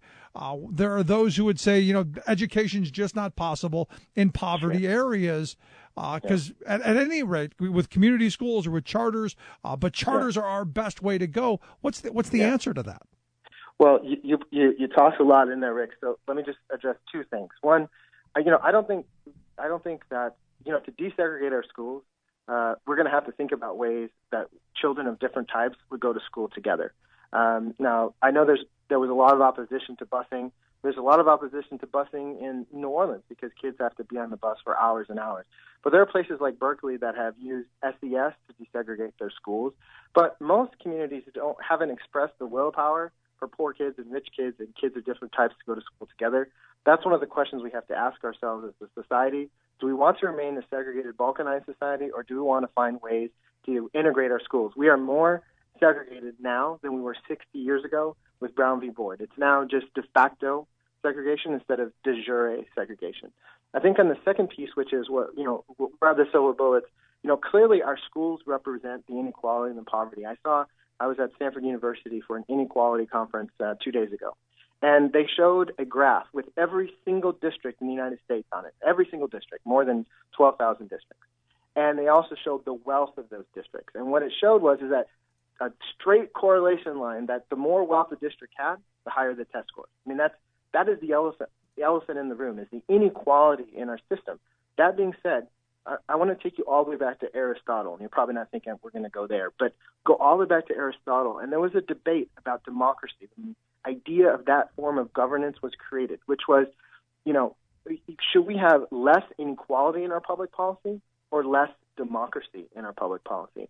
And as that has been the tension for the last 1,000 years in our conversation about democracy. So the thing is that the charter school conversation is about less democracy in school rather than focusing on the inequality in our society. Now, how do we address that? With community-based, more democratic approaches. You mentioned one of them. It's community schools. They're also called Comer schools. They've been around for decades. The idea is schools that have wraparound services to address the challenges that kids in poverty bring to the school. Inter-district charters is another form of democratically controlled choice. Magnets are, like you see 500 magnet schools in Miami that are very successful, another form of democratically controlled choice. I don't think anyone is against parent choice. What folks are against is privately controlled choice. People want to have choice where they have a say in what happens in those schools. That's an excellent point. And it's perfect the way you put it there, because, look, I'm not against the idea of trying different things. I mean, I wish I had some options to send my kids to, like, I'm a big fan of the Montessori method, the right. Hands-on stuff. I wish there was an option for that. I think all parents should have those options. It's just that the options that a lot of times we're given are not all that great. That's right. And so the thing is that Milton Friedman, who could be thought of as the godfather of education choice, market-based choice, when he created these ideas, he was an academic, a white academic in Chicago in the 1950s, he said, we're going to create school choice so we can perpetuate segregation. So the idea of school choice was so that they could keep the school separate and unequal. That was the reason why these ideas, vouchers, were invented, why market-based choice was invented. But we've magically retrograded this idea that we can create equity using a system that was created to be discriminatory. And so we wonder why we see more segregated schools and why we see only black and brown kids going to certain type of no-excuse charters, et cetera, is because that is why these policies were created. They weren't created for reasons of equity. These policies, market-based choice, were created for reasons of inequity. So at the end of the day, what you're really talking about is not even so much about schools as it is about our economy and making sure that people have access to jobs. Because to me, that's the answer in all of this. And I go back to A. Philip Randolph, who didn't want welfare programs. He wanted jobs programs. And I'm still of that mindset. As a kid, as I said, who grew up in the projects, the worst thing in the world was having to use that clown money to go to the store and buy food. People wanted jobs. Right. They didn't want handouts. That's right. At that same Stanford Inequality Conference, Sean Reardon, who's a professor there, put up a graph that showed that the inequality between rich and poor is at the all-time highest it's ever been in our country. And that is really – and there's only one country that is more unequal than ours, and that's Chile. And Chile became that way using market-based approaches to education over the last several decades. Milton Friedman went to Chile and said, look, we're going to create markets for schools. We're going to have private schools. We're going to have vouchers. And so the thing is that we know how to do education. You can look at places like Finland and Singapore where they make investments in education. But what we're really trying to do in this country is educate poor children on the cheap. And so in the research literature, whether it be universal pre-K, whether it be hiring teachers that are certified and prepared to teach, there is a whole set of things that we can do that are gold standards in the research literature. We don't have to grasp for straws. We don't have to adopt policies that were created for inequitable reasons in the first place, which is the market-based choice. And maybe we push back against the billionaire monger's statement that McDonald's a great educational facility. Well, and that's a good point. One of the interesting things is that really the NAACP is the underdog in this conversation. Of course, they agree with Black Lives Matter movement, the coalition of more than 50 groups. They agreed with the ACLU, Southern California, which has been conducting research on charter schools here. They agree with Journey for Justice, but the millions of dollars, billions of dollars, is on the side of market-based choice. The Gates Foundation has spent $300 million alone on charter schools. Then you have Eli Broad, who is a real estate developer. You have the Walton Family Foundation. These folks have millions and millions of dollars, and they're putting it to work on behalf of charter schools. They're also spending lots of money on Teach for America, who staff these charter schools. 1/3 of all Teach for America teachers who only have 5 weeks of training before they hit the classroom are going into charter schools. And so there's really a cabal. There's a really interesting book by a professor at the University of Michigan called Policy Patrons. And it talks about how there are millions and millions of dollars behind this market-based choice. There are people that really believe that our system of education should be privately controlled instead of have democratic control and public control. Yeah, it takes me back to something my grandfather always said. He said, if a rich guy's going to take a buck out of his pocket to tell you don't need something, you better spend 2 to get it, because he understands return on investment. So when I hear the Gates and all them spending money, kind of makes me think I want to go the other way. But Julian, I appreciate you taking some time for us. Great talking with you. I appreciate it and look forward to having you back again. Great. Thanks for having me on, Rick. Always great. Julian Vasquez-Helig. If you want to check out his article, we've got a link at thericksmithshow.com. Just click on Julian's name. Take you right there. Quick break. Right back. Stick around. You're listening to The Rick Smith Show. For working people. Come to talk. Red roses too. I see them blue for me and you. And I say to myself, what a wonderful world. Yes, it is all about the children, even after they're born. Rick Smith. From United Nations headquarters in New York, this is your World in 2 Minutes. I'm your host, Luke Vargas, for Talk Media News. The U.S. abstained from a UN General Assembly vote on Wednesday, condemning Washington's 56-year blockade on the island. It was the first time the U.S. refrained from opposing the yearly resolution, which Cuba has introduced like clockwork each fall going back to 1992. In another historic shift, Cuba's resolution was notably absent of critical language that condemned continuing steps being taken to strengthen and extend the embargo. Instead, the text applauded progress in the relations between the Obama administration and the Cuban government. Nevertheless, the Republican-led U.S. Congress says it's not interested in voting to end the embargo during the Obama presidency. Cuba's foreign minister criticized that political intransigence in a speech highlighting economic hardship on the island, something that Jeff Thale, Cuba program director at the Washington Office on Latin America, thinks was fair game. The embargo complicates their trade relations, increases the cost of international financing, complicates their shipping. Ending the embargo is not the magic answer to Cuba's problems, but it would give them a broader set of economic options and opportunities. The Commerce and Treasury departments have sought to encourage financial institutions to resume doing business with Cuba, but change is slow to come by. Bankers remember the fines that used to be levied for previously violating the embargo, and they want to make sure the Cuba reset is permanent before getting in too deep. U.S. banks remain deeply reluctant to process Cuban transactions, even for legitimate deals between Cuba and the U.S. or between Cuba and third countries that are passing through the U.S. They continue to be really worried with changes that are only done by executive order rather than by Congress. For more global news headlines, visit talkmedianews.com. Making the blue blood see red. The Rick Smith Show.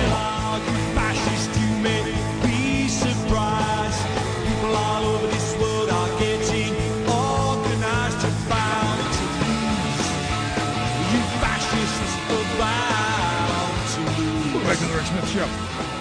Check out the website, thericksmithshow.com. So Randall sent me an email during the break, and yes, I'm still using email with all of the nonsense going on. And look, lots of lessons I think, for us as a culture with email. But anyway, as Randall points out, he said they've got us distracted by sex scandals so they don't have to discuss the issues.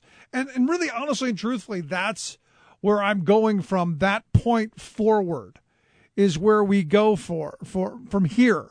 Because the reality is what's happened now, basically throughout this entire election, and the mastery of Trump and his campaign is to really not talk about any issues. And he's gotten away with it. And this is the frustrating part of this, is that he's gotten away with not having to address the real problems that are going on in this country. You know, education, healthcare, infrastructure, jobs, our trade policy. Those are all issues that should be front and center, and not just from rhetorical standpoints. I know we're going to make America great again. I get it. But how are you going to make America great? What are the policies that, no, I'm just going to do it. Trust me. Yeah, I'm not trusting. Sorry. Look, at the end of the day, the reality is there's no way that I see Donald Trump doing what's in the best interest of we, the working people. Just don't see it. I do not at all. Anyway, thanks for the email, Randall. Tomorrow we're going to talk about a lot more of this. Thanks for tuning in. If you missed any of today's program, thericksmithshow.com. That's where you get the podcast, the Rick Smith Show app on the smartphone. Also, you can email me, Rick, at thericksmithshow.com. Thanks for being here. See you tomorrow. You've been listening to The Rick Smith Show. Together, we can make America better. Email Rick at thericksmithshow.com or interact with us anytime at thericksmithshow.com. Until next time, this has been The Rick Smith Show, where working people come to talk. Its color like the tide of flood beneath the lunar sway, imperial